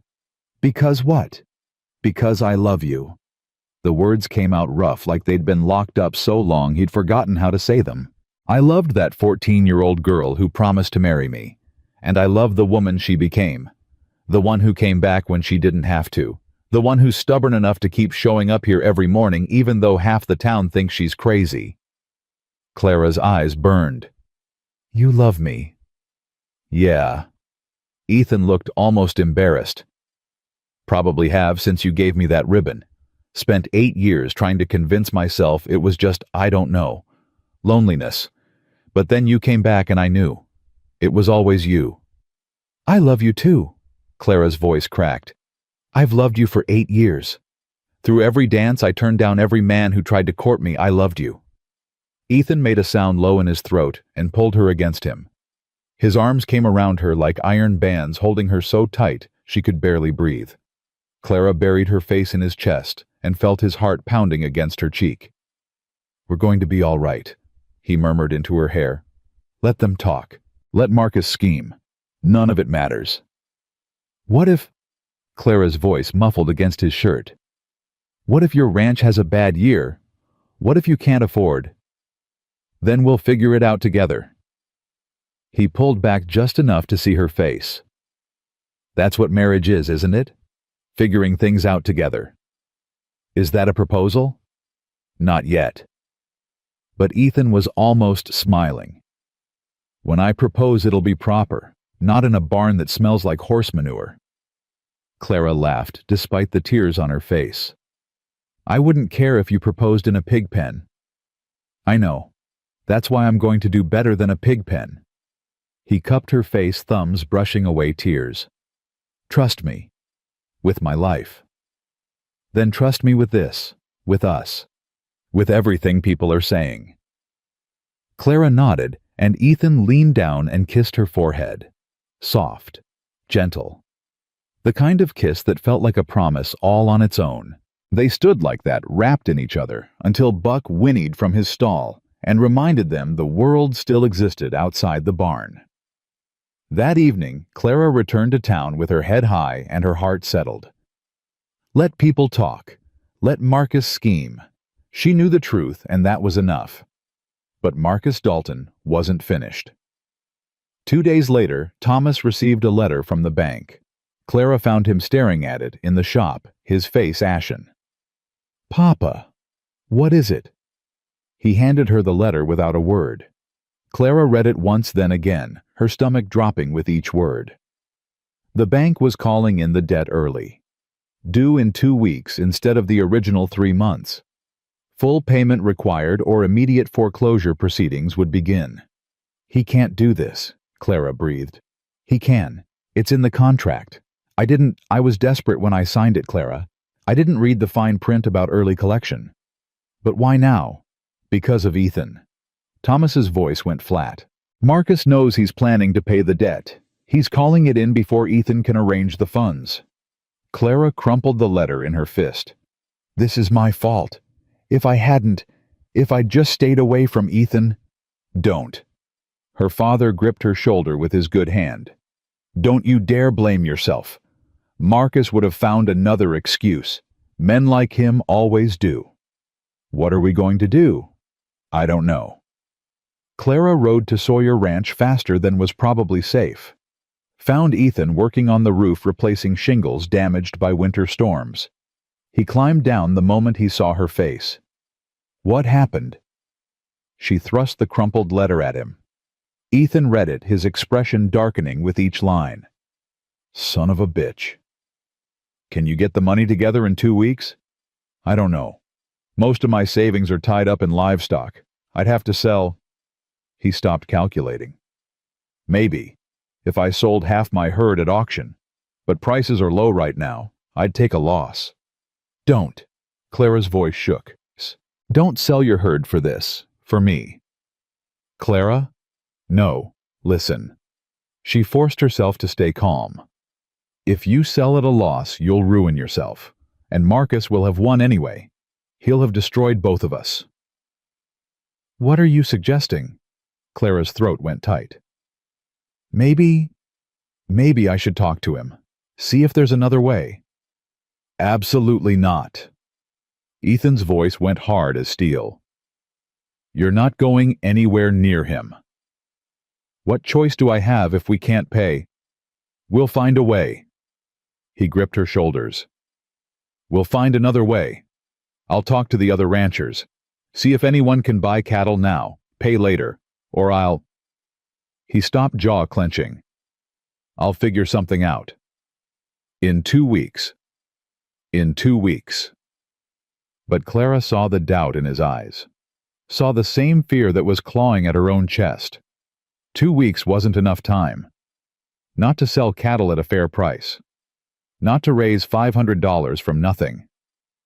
That night, Clara lay awake staring at the ceiling of her small room. Through the thin wall, she could hear her father's labored breathing. He wasn't sleeping either.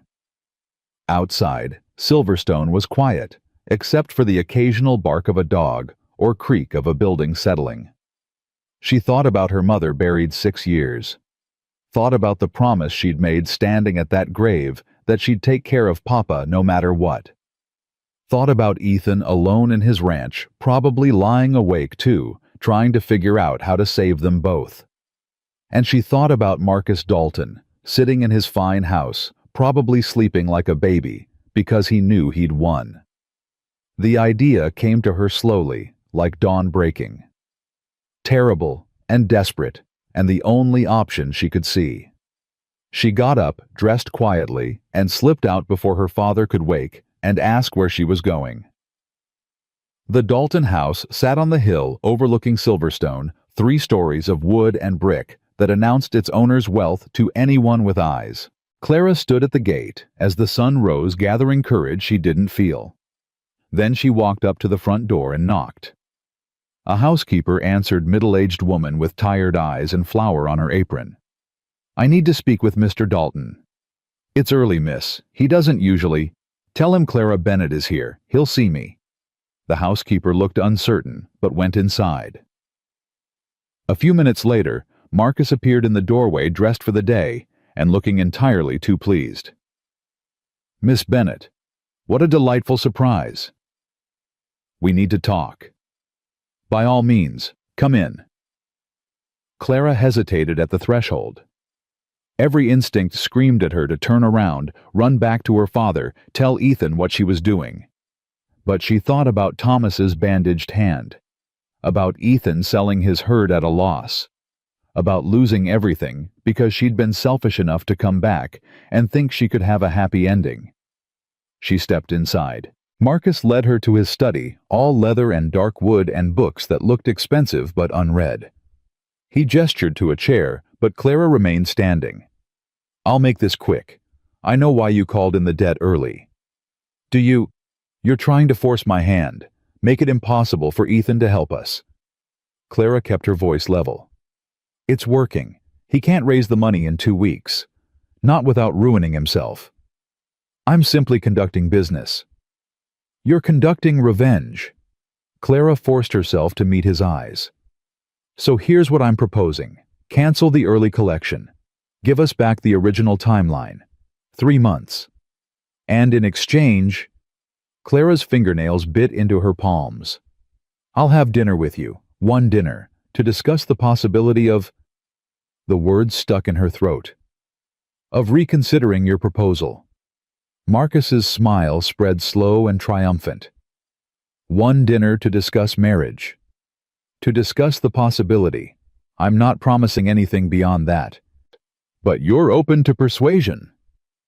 Every part of her wanted to scream no, to tell him she'd rather starve than marry him. But she thought about her father, about Ethan, about the people she loved paying the price for her choices. I'm open to a conversation. Marcus studied her for a long moment. Then he moved to his desk and pulled out the contract, dipped his pen in ink and made a notation. Very well. Original timeline reinstated, 3 months from the date of signing. And you'll stop trying to manipulate the situation. I'll conduct business fairly. His smile never wavered. As long as you keep your end of the bargain. Dinner. Tomorrow night. 7 o'clock. Wear something nice. Clara's stomach rolled. Fine. Excellent. Marcus walked her to the door. Oh, and Miss Bennet. Come alone. If Sawyer or your father try to interfere, the deal's off and the debt comes due immediately. They won't know. See that they don't. Clara walked back to town feeling like she'd sold her soul. Maybe she had. But she'd bought time. That's what mattered. Time for Ethan to find another solution. Time for her father to heal. Time for anything except the immediate disaster Marcus had been orchestrating. She just had to get through one dinner. One conversation. Then she'd figure out how to get free of this new trap she'd walked into. Thomas was awake when she returned, sitting at the breakfast table with the letter still in front of him. Where did you go? Just for a walk. Needed to clear my head. The lie tasted like ash. Any luck? Maybe. Clara poured coffee with shaking hands. I'm working on something, but I need you to trust me. Clara, what did you do? Nothing yet, I promise. She set down the cup before she could spill it. Just trust me, please. Thomas looked like he wanted to argue, but finally nodded. All right, I trust you. Clara wished she trusted herself. She didn't ride to Sawyer Ranch that day, couldn't face Ethan knowing what she'd agreed to. Instead, she spent the day helping her father in the shop, pretending everything was fine, fighting the urge to vomit every time she thought about tomorrow night. Evening came too fast. Clara stood in front of her small mirror, wearing the nicest dress she owned, blue silk, she'd brought from Boston, saved for special occasions. She looked like someone going to a party. Felt like someone going to her execution. You look beautiful, Thomas said from the doorway. Where are you going? Just dinner, in town. With who? Clara couldn't meet his eyes. A friend. Clara. I'll be back late, don't wait up. She left before he could ask more questions. The walk to the Dalton house felt like walking through water, every step harder than the last. By the time she reached the gate, Clara's hands were shaking so badly she had to clasp them together to hide it. Marcus met her at the door, dressed in evening clothes that probably cost more than her father made in 6 months. You came. I gave my word. So you did. He offered his arm. Shall we... Clara took it because she had to and let him lead her to the dining room. The table was set for 2 with china so fine, Clara was afraid to touch it. Candles flickered. Wine sat breathing in crystal glasses. It would have been romantic if it didn't feel like a cage closing around her. Please sit. Clara sat. Marcus took the chair across from her, too close even with the table between them. I'm glad you came to your senses. I came to have a conversation, that's all. Of course. Marcus poured wine. But surely you see the logic in what I'm proposing. Your father's business saved. financial security, a position of respect in town. Everything Sawyer can't offer you. Ethan offers me love. Love. Marcus said it like it was quaint, amusing. Love doesn't pay debts, Clara. It doesn't put food on the table or keep a roof over your head. It's still worth more than money. Is it, when you're watching your father lose everything? When Sawyer's ranch fails because he bankrupted himself trying to save you? Marcus leaned forward. I can prevent all of that. Say yes and your father's debt disappears. I'll even help Sawyer buy his cattle at a fair price so he doesn't take a loss. Everyone wins. Except me. You'd have everything you could want. I'd have everything except the man I love. Marcus's pleasant expression finally cracked. What is it about him? He's nearly twice your age. Lives alone like a hermit. Has nothing to offer except what memories of saving you from a blizzard 8 years ago. He has himself. Clara's voice strengthened. That's more than enough. You're being a fool. Maybe, but I'm being an honest fool. She stood. I shouldn't have come. This was a mistake. Sit down. Marcus's voice went cold. We had an agreement. To talk. We talked. You agreed to discuss marriage. I am discussing it. My answer is no. Then our deal is off. The debt comes due in 2 weeks. I know. Clara moved toward the door. But I'd rather lose everything than spend one more minute pretending this could ever work. She was 3 steps from the door when Marcus caught her arm. Harder than before. Hard enough to bruise. You're making a very stupid choice. Let go of me. You think Sawyer can protect you? He can barely protect himself. Marcus pulled her back. One word from me, and I'll make sure every rancher in Wyoming knows not to buy his cattle. He'll lose everything trying to save you. Then he'll lose everything. Clara wrenched her arm free. But he'll do it knowing I chose him. Not because I had to. Because I wanted to. She walked out, heart pounding, half expecting Marcus to follow. But he didn't. Just stood in his expensive dining room and watched her go with an expression that promised this wasn't over. Clara made it halfway down the hill before her legs gave out. She sat on the side of the road, dress getting dusty, and let herself shake. What had she done? She'd meant to buy time. Instead, she'd made everything worse. Marcus would call the debt immediately now. Would make sure Ethan couldn't sell his cattle. Would destroy them both just to prove he could. She didn't know how long she sat there. Long enough for the sun to set. Long enough for the first stars to appear. Long enough that she didn't hear the horse until it was almost on top of her. Clara looked up. Ethan sat on buck expression carved from granite in the fading light. Get up. Clara stood on shaking legs. How did you... Your father told me where you went. His voice was controlled. Too controlled. Get on the horse. Ethan, I can explain. Get on the horse. Clara climbed up. Ethan's arm came around her waist like iron, and then they were moving, but not toward town. Where are we going? My ranch. Ethan, not now. His voice was still that careful, controlled tone. Not until we're somewhere. I'm not likely to ride back up that hill and do something I'll regret. Clara fell silent. Let him guide Buck through the darkness. Let his arm hold her steady even though every part of her was shaking. They reached the ranch. Ethan swung down and lifted her after him, hands spanning her waist. Then he just stood there, holding her, breathing hard. Did he hurt you? No. Did he touch you? He grabbed my arm. That's all. Ethan's hands tightened fractionally. Show me. Clara rolled up her sleeve. Even in the dim light from the cabin, the bruises were visible, 5 distinct finger marks. Ethan made a sound low and dangerous in his throat. It's fine. I'm fine. You went to him. Ethan's voice shook. You went to Marcus Dalton and made some kind of deal. I was trying to help, by offering yourself as payment. He finally let go of her, stepping back like he couldn't trust himself. What were you thinking? I was thinking I couldn't watch everyone I love lose everything because of me. So your solution was to sell yourself to the man who's been trying to own you since you came back. I wasn't selling myself, I thought if I could talk to him, make him see reason. Marcus Dalton doesn't see reason, he sees opportunities to win. Ethan's voice rose. And you walked right into his house and handed him the biggest opportunity he could want. What was I supposed to do? Let him destroy my father, let you bankrupt yourself. There were no good options. The good option was trusting me. Ethan's control finally shattered. Trusting that I'd find a way, that we'd figure it out together. Instead, you went behind my back and played right into his hands. Clara's eyes burned. I was scared.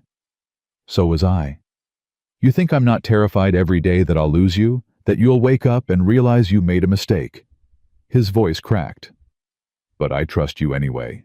Trust that you mean what you say. Trust that we're in this together. And then you go, and... He turned away, one hand coming up to grip the back of his neck. Did you even think about how I'd feel? Finding out the woman I love went to another man's house, alone at night. Nothing happened. That's not the point. He spun back to face her. The point is, you didn't trust me enough to tell me what you were planning. You made a choice that affects both of us without including me in it. How is that supposed to work in a marriage? I don't know. Clara's tears finally spilled over. I don't know how any of this works. I've never done this before. I'm making it up as I go, and I know I'm doing it badly, but I'm trying, Ethan. I'm trying so hard not to be the burden that ruins everyone's life. You're not a burden. His voice gentled. You've never been a burden. Then why does everything fall apart when I'm involved? My father gets hurt. You have to sell your cattle. Marcus calls in the debt early. It's all because of me. None of that is your fault. It feels like it is. Ethan closed the distance between them and pulled her against him. Listen to me. Marcus Dalton is responsible for Marcus Dalton's actions. Your father's accident was an accident, and I'm selling cattle because I choose to, not because I have to, because I want to. His hand came up to cup the back of her head. Stop trying to save everyone by yourself. That's not how this works. Clara cried into his chest, 8 years of held-back tears finally breaking free. Ethan just held her one hand stroking her hair, murmuring things she couldn't quite hear, but felt anyway. When she finally quieted, he pulled back just enough to see her face. We're going to fix this. Together. How? I don't know yet, but we will. He brushed tears off her cheeks.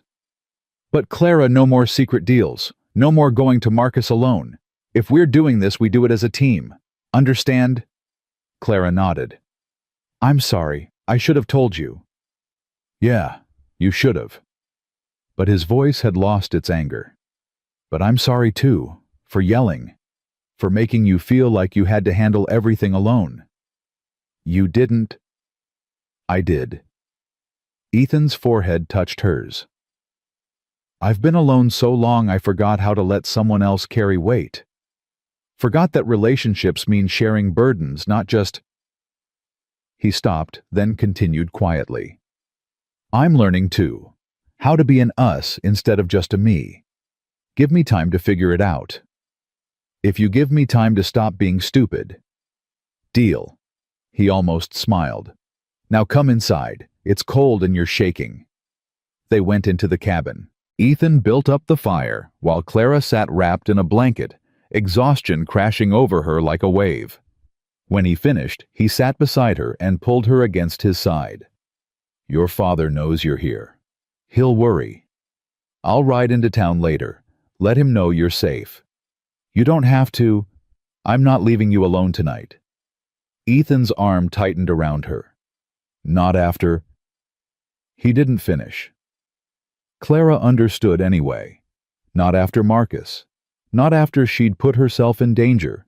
Not after he'd spent the last few hours imagining the worst. They sat in silence, watching the fire burn. Finally, Clara spoke. "What are we going to do about the debt?" "Tomorrow I'm riding to every ranch within 50 miles. Someone will buy cattle. Has to be.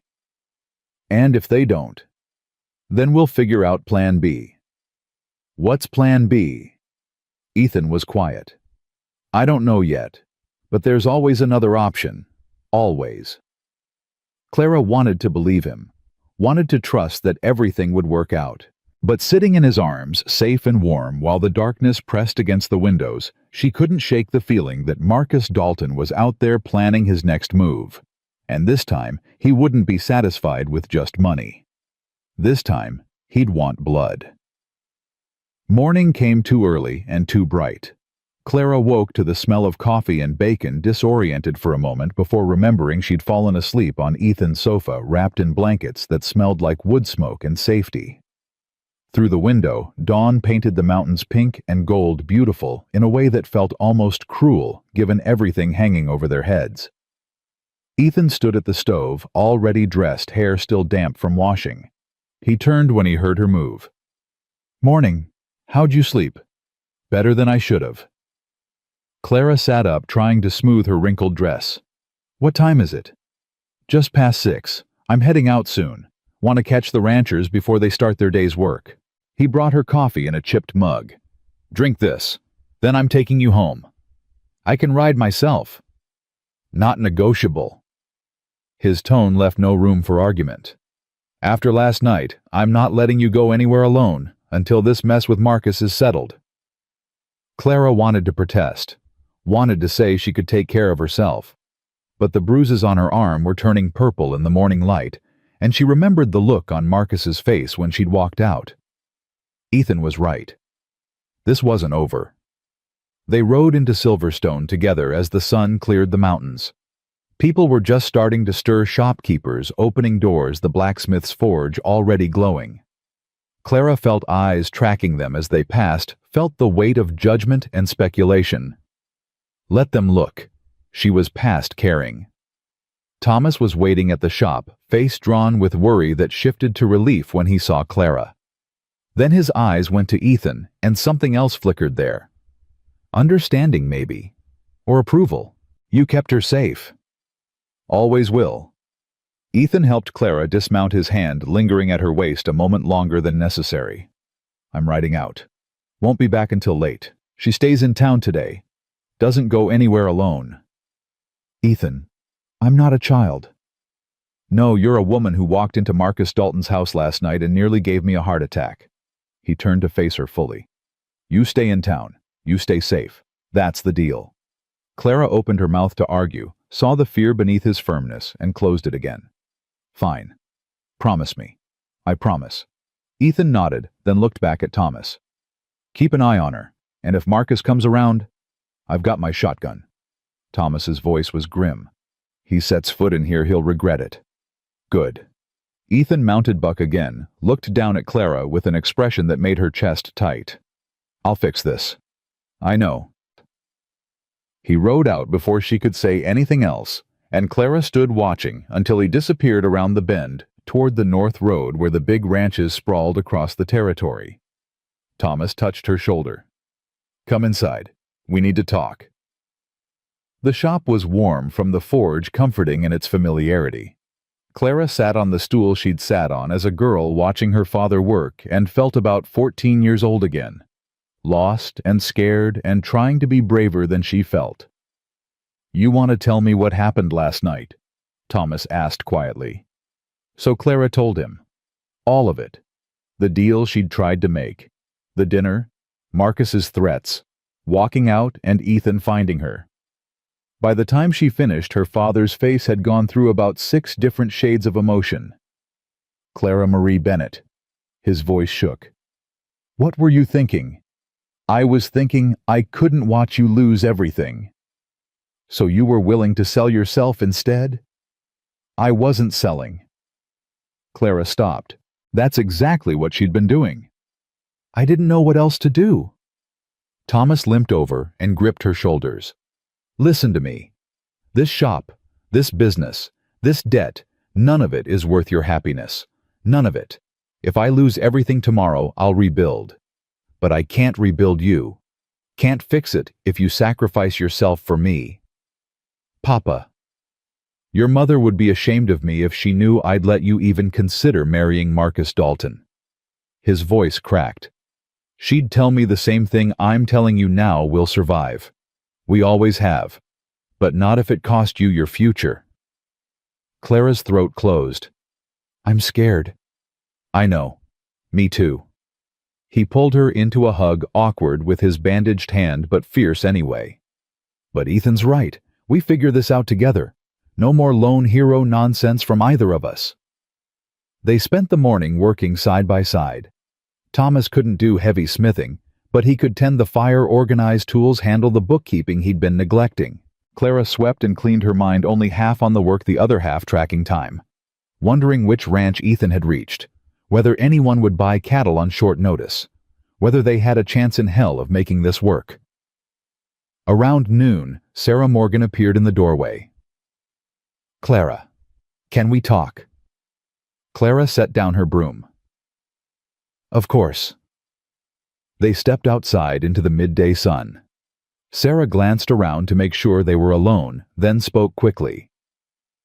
Marcus came by the house this morning, talking to Jake, asking if there were grounds to arrest Ethan Sawyer. Clara's stomach dropped. For what? Corruption of a minor, he said. Something about Ethan making promises to you when you were underage. Sarah's expression was tight.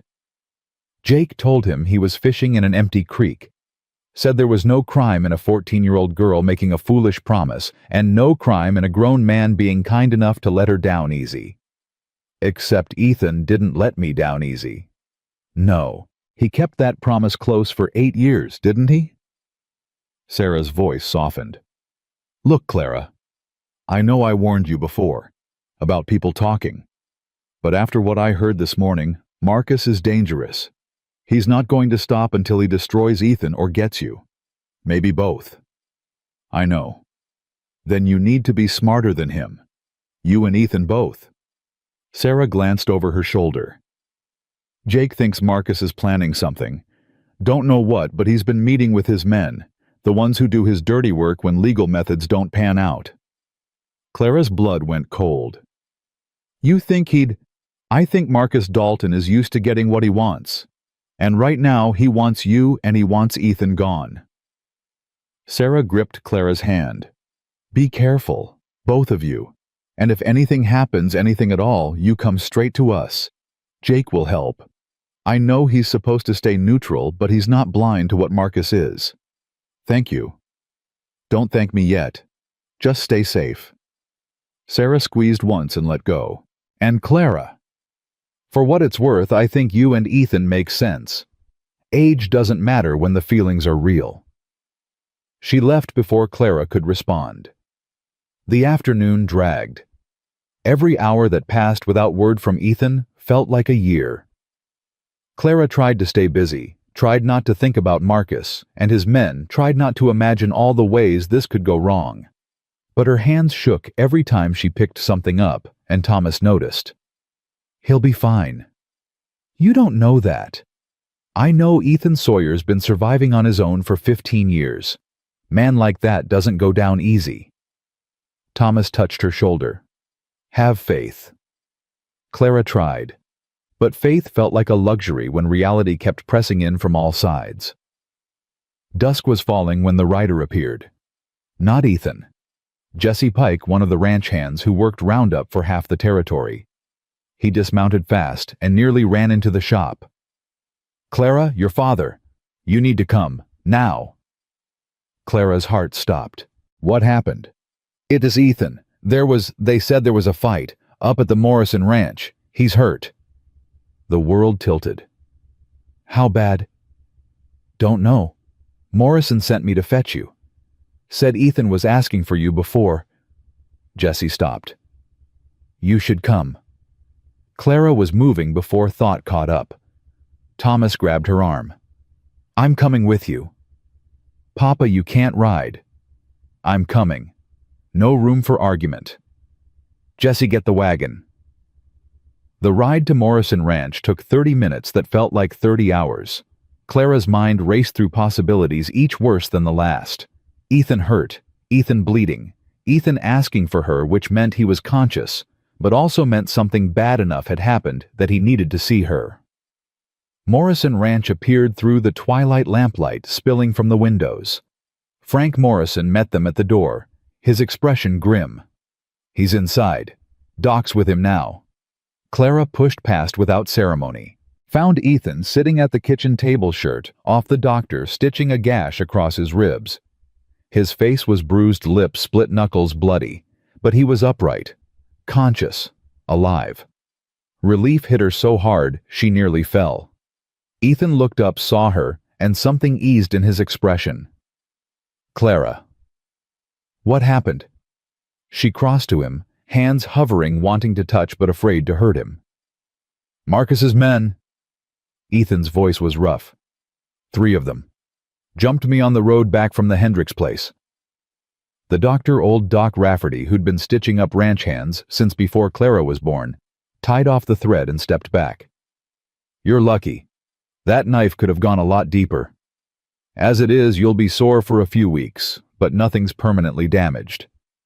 "Knife?" Clara's voice cracked. "One of them had a blade. Got me before I got him." Ethan winced as he reached for his shirt. Other 2 ran when Morrison and his boys heard the commotion. Frank Morrison spoke from the doorway. "Found him on the North Road, 3 men on foot, horses scattered. Ethan was well holding his own, but barely. We chased the others off, brought him here." "Did you see who they were?" Thomas asked.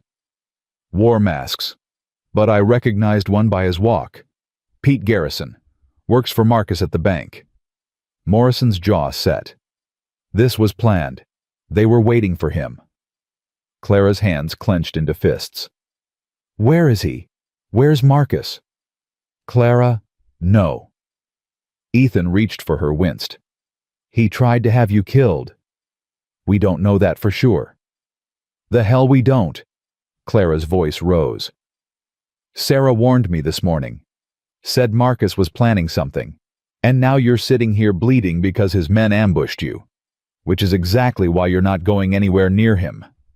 Ethan's voice went hard. "You think I'm letting you within a mile of that man after this? Someone has to—" "No."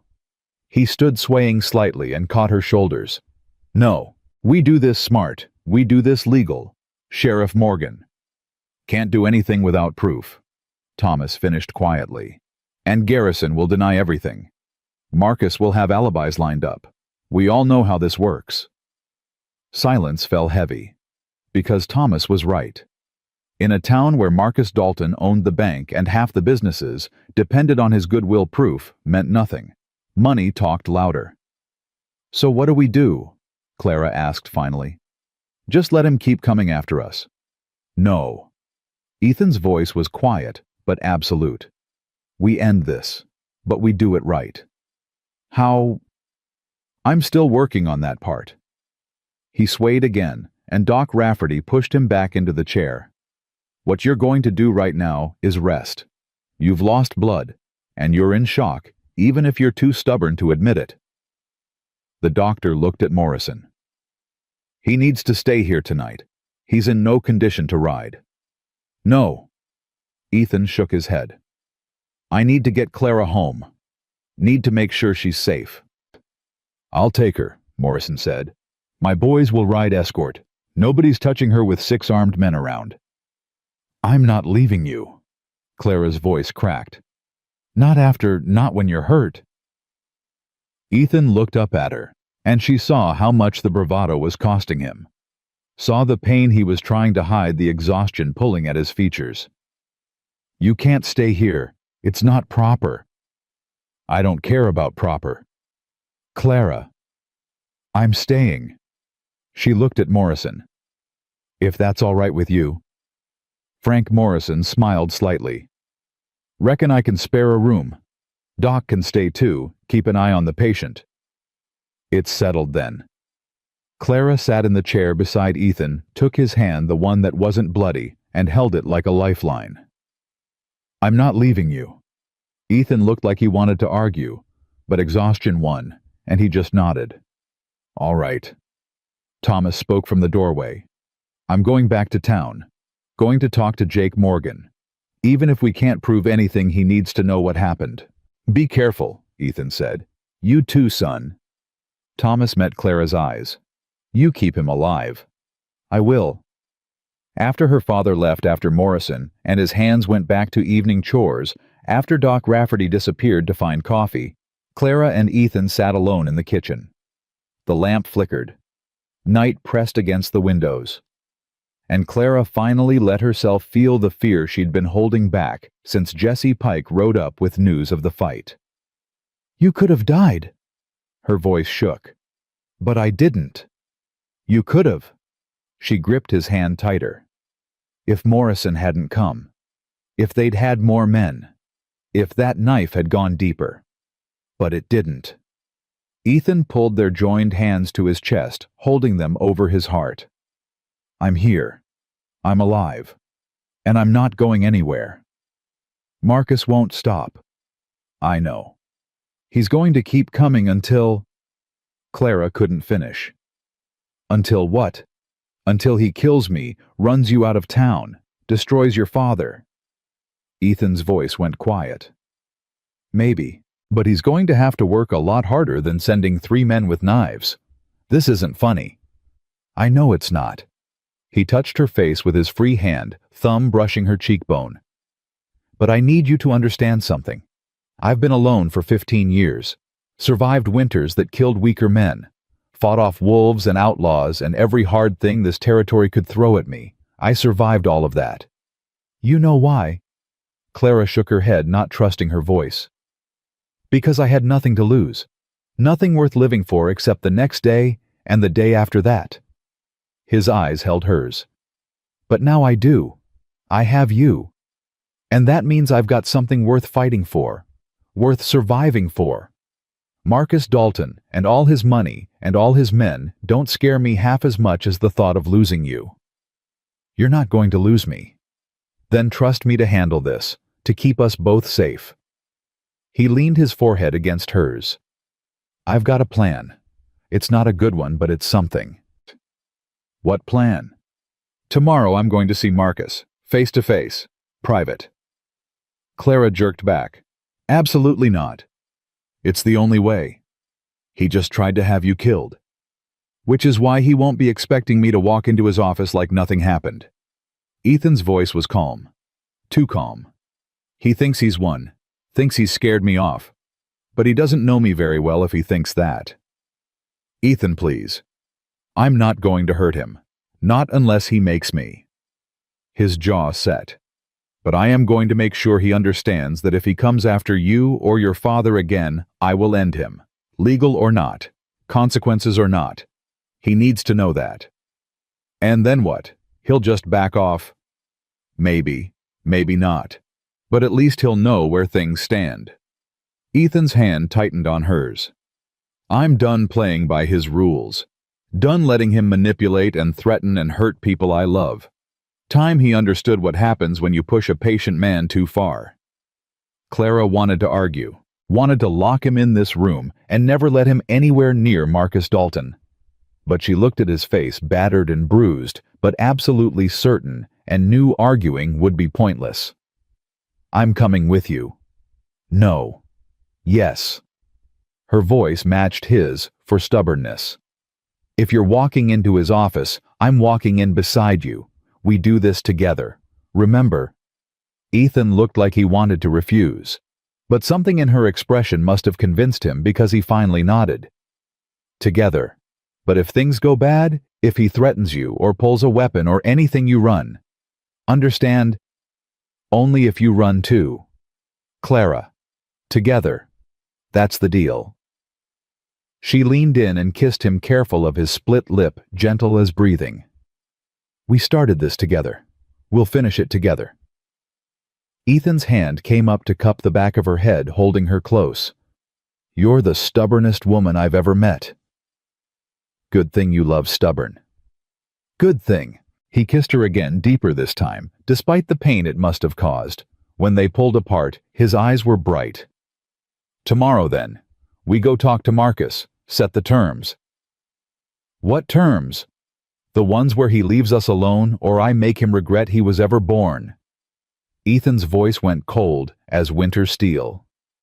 "I'm done being pushed around. Done watching him hurt people I care about. Tomorrow, Marcus Dalton learns what happens when you threaten a man with nothing left to lose." "But you just said you have everything to lose." "I do." Ethan's smile was sharp. "Which is exactly why I'm not going to lose it." They sat together as night deepened, holding hands in Morrison's kitchen, planning what they'd say and how they'd say it. Doc Rafferty came back, eventually checked Ethan's stitches, declared him stubborn but stable. Morrison's wife brought food neither of them could eat. The house settled into evening quiet. Finally, Clara spoke the fear she'd been carrying since Jesse Pike rode up. "What if he wins? What if we go tomorrow and he, I don't know, has us arrested or hurt, or he won't?" "You can't know that." "I know I love you. I know I'll do whatever it takes to protect you. And I know Marcus Dalton might have money and influence, and men who'll do his dirty work." Ethan's voice dropped. "But I've got something he doesn't." "What's that?" "Everything to fight for, and nothing holding me back from doing it." He met her eyes. "A man like Marcus, he fights with money, with threats, with other people's hands doing the work. But if it comes down to it, if he pushes me far enough, I'll fight with everything I've got. And I'll win. Because I have to." Clara believed him. Looking at his battered face, his stitched ribs, his bloody knuckles that told the story of 3 men who'd learned the hard way that jumping Ethan Sawyer was a mistake, she believed him. "I love you," she whispered. "I love you too." Ethan pulled her close, careful of his injuries. "Get some rest. Tomorrow's going to be a long day." But Clara couldn't rest. Even after Doc Rafferty gave Ethan something for the pain, and he fell into uneasy sleep, even after Morrison's wife showed her to a guest room. Even after the house went dark and quiet, Clara lay awake staring at the ceiling, planning. Tomorrow they'd confront Marcus. Tomorrow they'd set terms. Tomorrow they'd find out if love and determination were enough to stand against money and power. And if they weren't, if Marcus won anyway, Clara would do whatever it took to keep Ethan safe, even if that meant walking away, even if it meant breaking her own heart, because she'd made 2 promises in her life. One, to marry Ethan Sawyer. The other, unspoken, but just as binding, to keep him alive. And Clara Bennett always kept her promises, even the ones that cost her everything. Dawn came gray and cold, matching Clara's mood. She dressed in the same wrinkled dress from yesterday, feeling less like a woman about to defend her future, and more like a girl playing at being brave. But when she came downstairs and saw Ethan already awake, already dressed, despite the pain it must have caused, she straightened her spine and lifted her chin. "You ready?" he asked. "No, but I'm going anyway." "That's my girl." He tried to smile, but it came out more like a grimace. The bruises on his face had darkened overnight to purple and yellow. His movements were stiff, but his eyes were clear and determined. They rode into Silverstone together, Morrison and 2 of his hands following as escort. Word had spread about the attack. Clara could see it in the faces that watched them pass. Some sympathetic, some curious. Some she suspected already taking Marcus's side because money and influence bought loyalty, whether people wanted to admit it or not. The bank sat at the center of town, brick and glass and self-importance. Marcus's office was on the second-floor windows, overlooking the main street, like a king surveying his domain. Clara and Ethan climbed the stairs side by side. Morrison waited below with his men hands resting casual on gun belts in a way that suggested they were ready for anything. The secretary, a nervous young man with ink-stained fingers, tried to stop them. "Mr. Dalton isn't seeing anyone without an appointment." Ethan walked past him without breaking stride, opened Marcus's office door, and walked in like he owned the place. Marcus sat behind his desk, papers spread in front of him, looking every inch the respectable banker. He glanced up, and for just a second, one beautiful second shock flickered across his face. Then it smoothed into his usual pleasant mask. "Sawyer, Miss Bennet, what a surprise." "I'm sure it is." Ethan moved to the desk, leaning forward despite the way it must have pulled his stitches. "Considering you sent 3 men to make sure I wouldn't be making any more surprise visits." "I don't know what you're talking about." "Pete Garrison. Ring a bell works for you. Also tried to put a knife in my ribs last night." Marcus's expression didn't change. "If Pete was involved in some altercation, that's his business. Nothing to do with me." "Right. Just coincidence he jumped me the day after Clara walked out of your dinner." Ethan's voice went cold. "Just coincidence he happened to be on that road at that exact time." "Terrible coincidence. But coincidences happen." Marcus leaned back in his chair. "Now, was there something specific you wanted? Or did you just come here to make baseless accusations?" Clara stepped forward. "We came to set terms." Marcus's attention shifted to her. "Terms? You leave us alone. All of us. My father, Ethan, me. You stop calling debts early. Stop sending men with knives. Stop trying to manipulate and threaten and destroy." Her voice strengthened. "And in return, we won't press charges for attempted murder." Marcus laughed. Actually laughed. Charges based on what evidence? The word of a man who got into a fight he couldn't win. The testimony of a lovesick girl too naive to see she's being used. "Based on Pete Garrison's testimony," Ethan said quietly.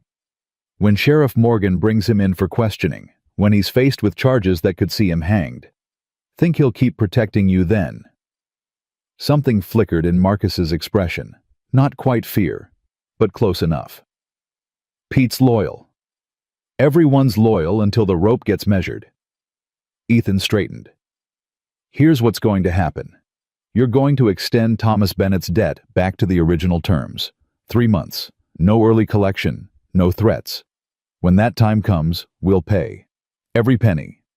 And if I refuse, then we take what we know to Sheriff Morgan. Let him investigate. Let the whole territory know Marcus Dalton hires men to attack people who won't bend to his will." Clara's voice stayed steady. "Your reputation won't survive that. Neither will your business. You're bluffing. Try me." Her eyes locked with his. "I've got nothing to lose, Marcus. You took your best shot last night and Ethan's still standing. You think I'm afraid of you now?" Silence stretched. Marcus's hands clenched on his desk, then deliberately relaxed. "This is about pride. You can't stand that I'm willing to offer you things Sawyer never could." "No." Clara's voice gentled into something almost pitying. "This is about you not understanding that some things can't be bought. Love. Loyalty. The kind of partnership that means something beyond contracts and transactions. You'll never understand that, will you?" Marcus stood face flushing. "Get out of my office." "We will." Ethan took Clara's hand. "Right after you agree to our terms. And if I don't, then you'll find out just how far I'm willing to go to protect what's mine." Ethan's voice dropped to something dangerous. "You sent 3 men. They failed. Next time you'll send more.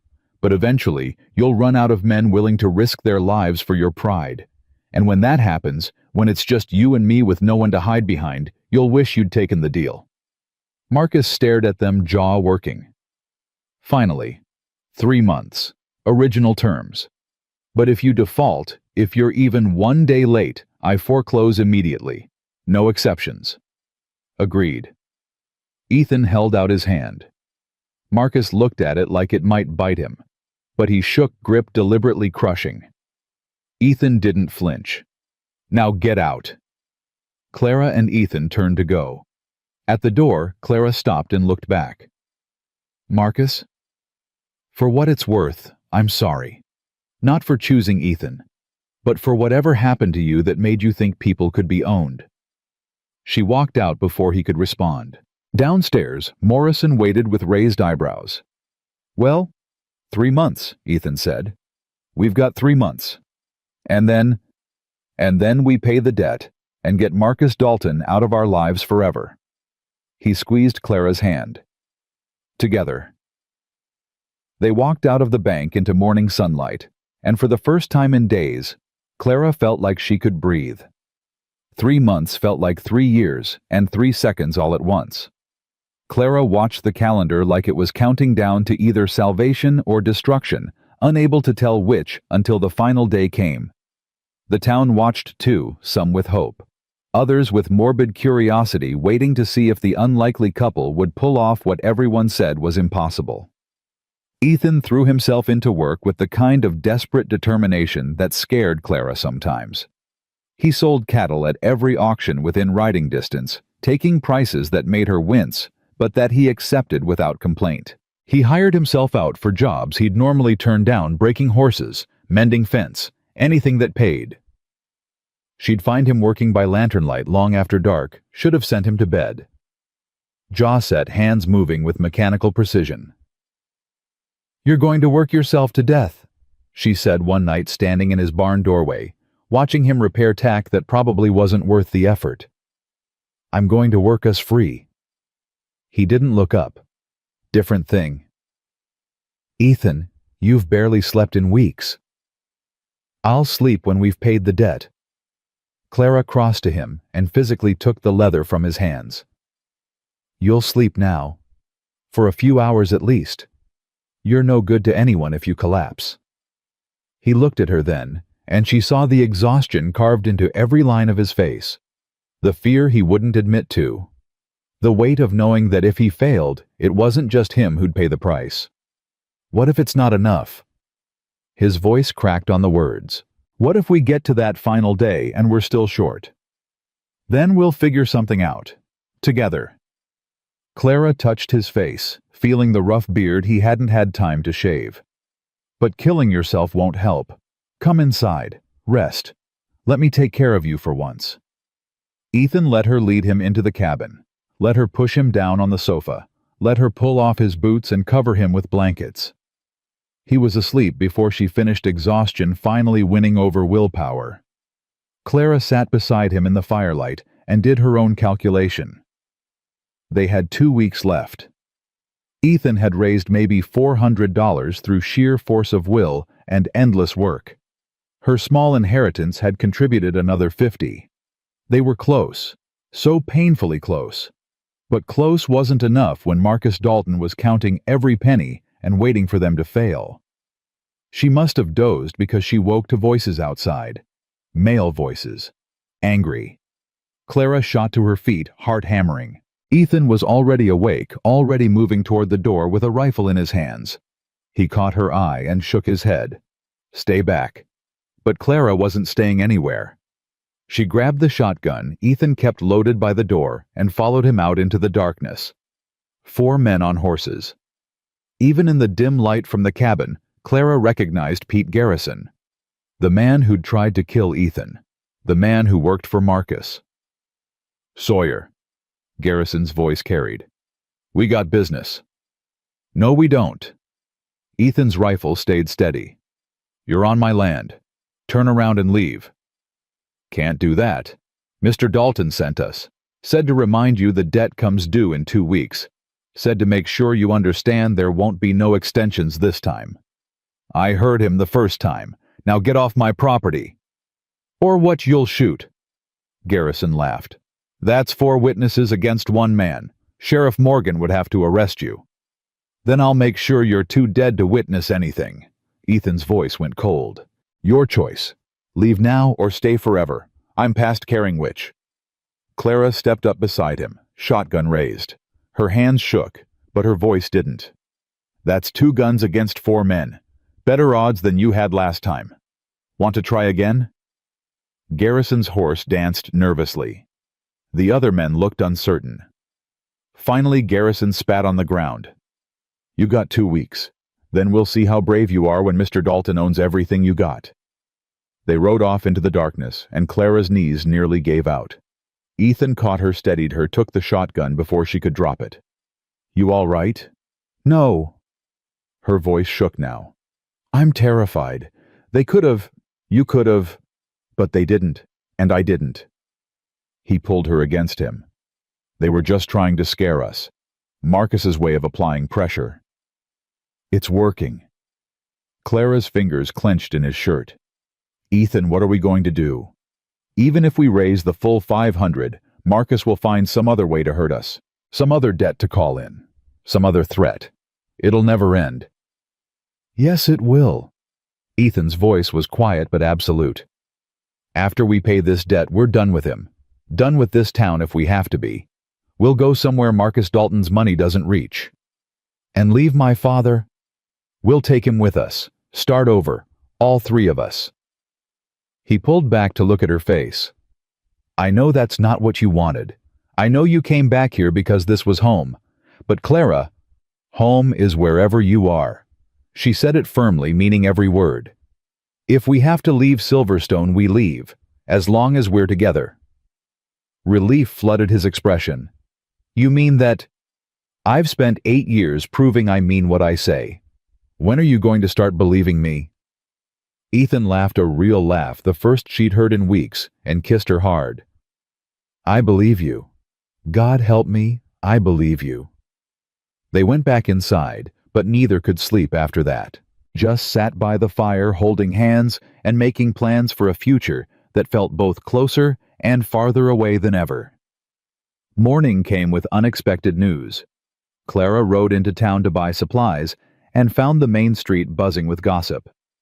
Something had happened. Something big enough that even Mrs. Henderson stopped her usual complaining to talk about it. Sarah Morgan caught Clara outside the general store, eyes bright with news. Have you heard? Heard what? Marcus Dalton's leaving, selling the bank, moving back east. Clara's stomach dropped. What? Apparently his father died, left him everything. A fortune, they say. More money than this whole territory's worth. Sarah gripped Clara's arm. He's leaving Clara, within the month. The new bank owner is coming from Denver. Mr. Reynolds. Jake says he's fair, honest.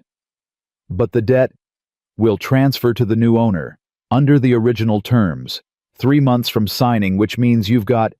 Sarah calculated quickly. 2 weeks still, but Mr. Reynolds isn't Marcus. He won't play games. Pay the debt on time and you're free.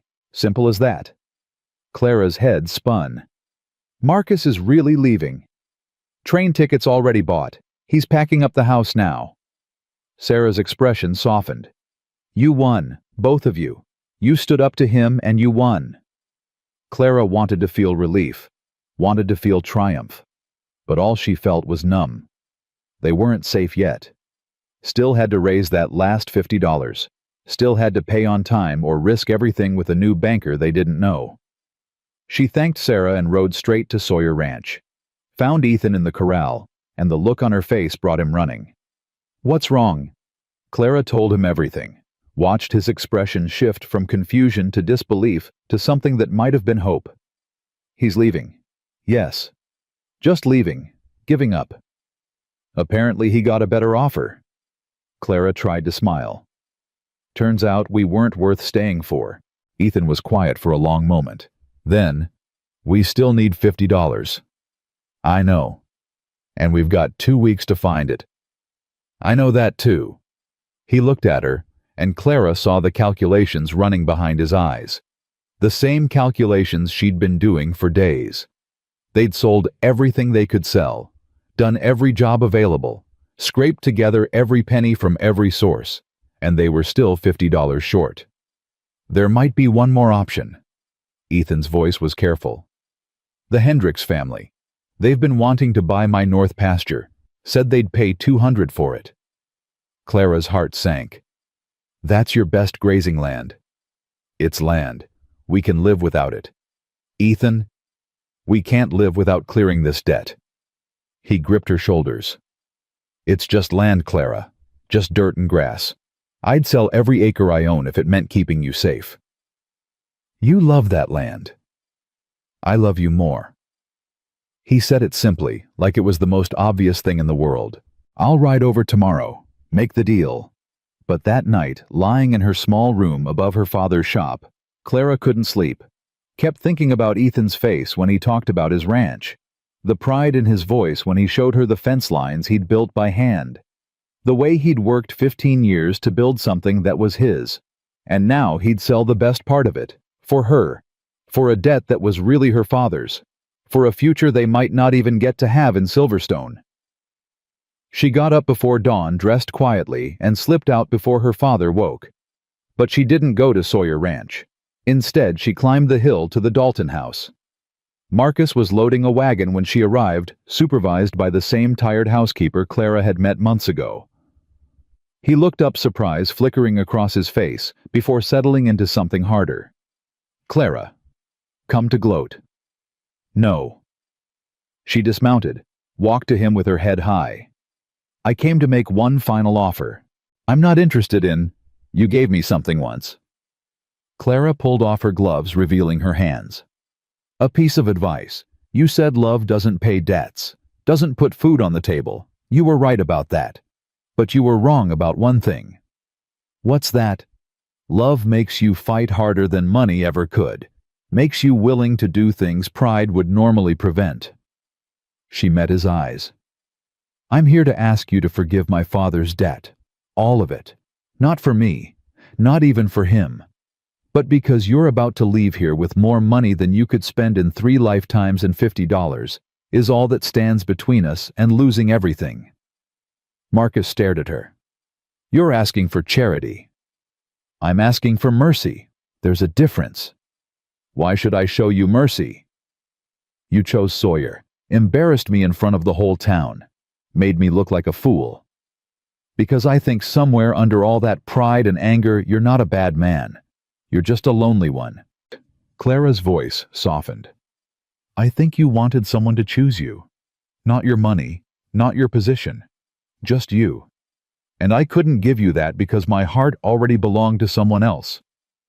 That's supposed to make me forgive the debt. No. But maybe it'll make you remember what it's like to want something you can't buy. And maybe, just maybe, it'll make you understand that letting us go would be the kindest thing you could do." Clara's throat went tight. "Please, Marcus. You're leaving anyway. You'll never see us again. Let us have our fresh start. Let my father keep his shop. Let Ethan keep his land. Show me I was right to believe you're better than everyone thinks." Silence stretched between them. The housekeeper had stopped working to watch. A crow called from somewhere overhead. And Clara held her breath, knowing she'd just laid everything at the feet of the man who'd tried to destroy them, and hoping, praying there was enough humanity left in him to accept it. Finally, Marcus spoke. "You really love him, Sawyer?" "With everything I am." "And he loves you the same, more. He'd sell the land he's worked 15 years to build just to keep me safe. That's how much." Marcus pulled a folded paper from his coat. The debt contract. Clara's hands trembled as he stared at it. "My father once told me that the measure of a man isn't how he treats his friends, it's how he treats the people who've bested him." Marcus's jaw worked. "You bested me, Clara Bennett. You and Sawyer both. You stood up when I expected you to break. You chose love when I offered security. You made me feel like..." He stopped, then continued roughly. "Like everything I'd built meant nothing compared to what you two had." He tore the contract in half, then quarters, then kept tearing until it was confetti in his hands. "There. Debt canceled. Tell your father he's free. Tell Sawyer he can keep his precious land." Marcus's voice went harsh. "And tell them both that Marcus Dalton isn't the villain they thought. Just a man who bet on the wrong hand and lost." Clara's eyes burned. "Thank you. Don't thank me. Just..." He looked away. "Be happy. Both of you. Make it mean something." "We will." Clara's voice cracked. "I promise we will." She rode back to town with tears streaming down her face, the torn pieces of the contract clutched in her hand, like they were made of gold instead of paper. Found her father already awake, working one-handed at the forge, his face creased with worry. "Papa." She held out the paper scraps. "It's over. We're free." Thomas took the pieces, looked at them, looked at her. How? I asked Marcus to show mercy, and he did. Clara's laugh came out half sob. He forgave the debt, all of it. We don't owe him anything. Her father pulled her into his arms and held her, while they both cried relief and disbelief and joy all tangled together until she couldn't tell them apart. When she finally pulled back, Thomas gripped her shoulders.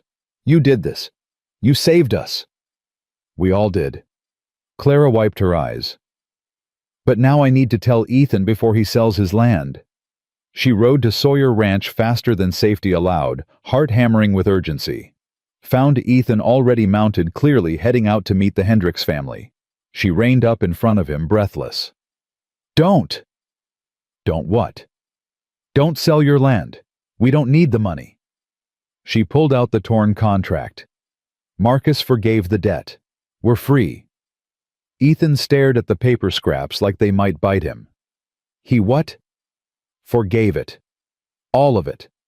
I went to see him this morning. Asked him to show mercy. And he did. Clara's voice shook with leftover adrenaline. We don't owe him anything. We don't owe anyone anything. It's over. Ethan swung down from Buck so fast he nearly fell. Caught Clara around the waist and pulled her off her horse and into his arms, lifting her feet clear off the ground. Say that again. We're free. The debt's gone. You keep your land. Clara laughed against his shoulder. We won, Ethan. We actually won. He set her down and cupped her face in both hands, searching her eyes like he couldn't quite believe it. Then he kissed her deep and desperate and full of 3 months' worth of fear finally breaking. When they pulled apart, both breathing hard, Ethan's eyes were bright. You went to Marcus alone. I had to. After everything after he tried to Clara, you could have... But I didn't. And he didn't. He just... She swallowed hard. He let us go. Let us have our future. And now we do. We have it. Ethan pressed his forehead to hers. Marry me. What? Marry me. Today. Right now. I'm done waiting. Done being afraid something else will go wrong. He pulled back to look at her. I know I was supposed to court you proper. I know I was supposed to give the town time to adjust. But I don't care anymore. I want you to be my wife, today. Clara's heart hammered. The whole town will talk. Let them. They'll say we're moving too fast. We've waited 8 years. That's the opposite of too fast. Ethan. Clara Bennett. I love you. I've loved you since you were 14 years old and promised to marry me. I've loved you through 8 years of missing you. I've loved you through 3 months of hell trying to keep us both safe. His voice roughened. And I want to spend the rest of my life loving you. As your husband. If you'll have me. Of course I'll have you. Clara laughed through tears. I've been trying to have you since I came back. I'm just surprised you're finally asking. Is that a yes? That's a yes. Today. Right now. However you want. Ethan kissed her again, and Clara felt something settle into place. Something that had been waiting 8 years to click home. This was right. This was always right. From the moment he'd pulled her from that blizzard, to now standing in his ranch with sunlight breaking through clouds overhead, it was always supposed to lead here. Reverend Hayes is in town, Ethan said. If we ride now, we can catch him before noon service. What about my father? We'll bring him. He deserves to see his daughter get married. They rode into Silverstone together, and this time Clara didn't care who saw them or what they said. Didn't care that her dress was wrinkled, or her hair was windblown, or that they were about to get married without any of the proper planning or preparation. Thomas was closing the shop when they arrived. Took one look at their faces and smiled. When's the wedding? Now, Clara said. If you'll come. Wouldn't miss it for the world. Word spread faster than wildfire. By the time they reached the church, half the town had gathered, some curious, some supportive, some probably just hoping for gossip fodder. Clara saw Sarah Morgan and Sheriff Jake. saw Frank Morrison and Doc Rafferty, saw faces she knew and some she didn't, all pressed together in the small church that suddenly felt too full and too empty all at once. Reverend Hayes stood at the altar prayer book, already open like he'd been expecting them. Maybe he had been. Maybe the whole town had been waiting for this since the day Clara rode back into Silverstone with promises on her lips and determination in her heart. Clara walked down the aisle on her father's good arm, and for just a moment she thought of her mother. Wished she could be here. Wished she could see this. But then she looked at Ethan standing tall in his best shirt, with his hair actually combed for once, his eyes locked on her like she was the only thing in the world that mattered, and she knew her mother was here, in every choice that led to this moment, in every promise kept, and every fear overcome. Thomas placed Clara's hand in Ethan's and stepped back. The Reverend began speaking, but Clara barely heard the words. She was too focused on Ethan's face, the way his thumb rubbed across her knuckles, the slight tremor in his hands that told her he was just as overwhelmed as she was. "Do you, Ethan Sawyer, take Clara Bennett to be your lawfully wedded wife?" "I do." His voice rang clear. "And do you, Clara Bennett, take Ethan Sawyer to be your lawfully wedded husband?" Clara smiled through tears. "I do. I always have." Laughter rippled through the church, soft and warm and approving. "Then by the power vested in me, I now pronounce you husband and wife. Ethan, you may kiss your bride." Ethan pulled Clara close and kissed her like he'd been waiting his entire life for permission. The church erupted in applause and cheers, and a few wolf whistles from Morrison's ranch hands. When they finally pulled apart, Clara looked out at the gathered crowd and saw something that made her throat tight. Not judgment, not disapproval, just people. Her people smiling and clapping and celebrating a love that had waited 8 years to be recognized. Even Mrs. Henderson was dabbing her eyes. Outside, the whole town seemed to pour into the street. Someone produced a fiddle. Someone else brought out food from the restaurant. Within an hour, Main Street had transformed into an impromptu celebration that reminded Clara of those summer socials from her childhood. Sarah Morgan hugged her tight. "I knew you'd make it work." "Did you?" "Well, I hoped anyway." Sarah smiled. "You two are stubborn enough to move mountains. Figured you could handle one banker with delusions of grandeur." Clara laughed and accepted hugs from what felt like the entire population of Silverstone. Even people who'd been whispering about her relationship with Ethan now offered congratulations and well wishes. Maybe they'd genuinely come around. Maybe they just liked parties. Clara decided she didn't care which. As the sun set and lanterns were lit, Ethan pulled her away from the crowd. They walked to the edge of town where the buildings gave way to open land, and for the first time all day, they were alone. "You all right?" he asked. "Better than all right." Clara leaned into him. "I'm married to the man I've loved since I was 14. My father's debt is paid. Marcus is leaving. We have our whole future ahead of us." She looked up at him. "How could I be anything but perfect?" Ethan's arms came around her. "I keep thinking I'm going to wake up, that this is some dream, and I'll open my eyes and you'll be gone. I'm not going anywhere. Promise. I promise." Clara smiled. "And I'm very good at keeping promises." "So I've noticed." He kissed the top of her head. "Thank you." "For what?" "For coming back. For keeping that ridiculous promise. For being stubborn enough to love me despite every reason not to." His voice roughened. "For giving me a reason to stop being alone." Clara turned in his arms to face him fully.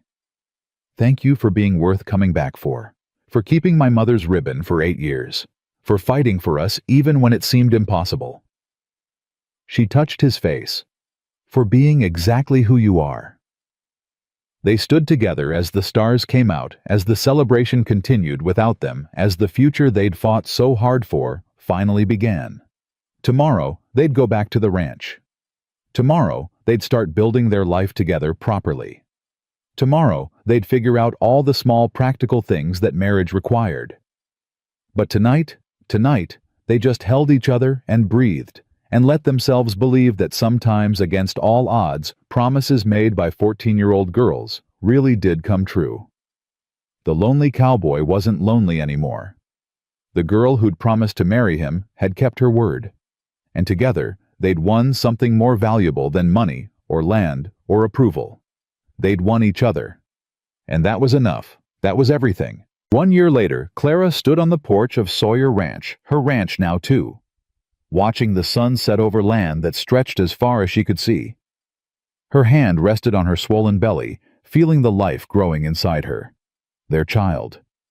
The future they'd built together made real. Ethan rode up from checking the south fence, Buck's hooves kicking up dust in the golden light.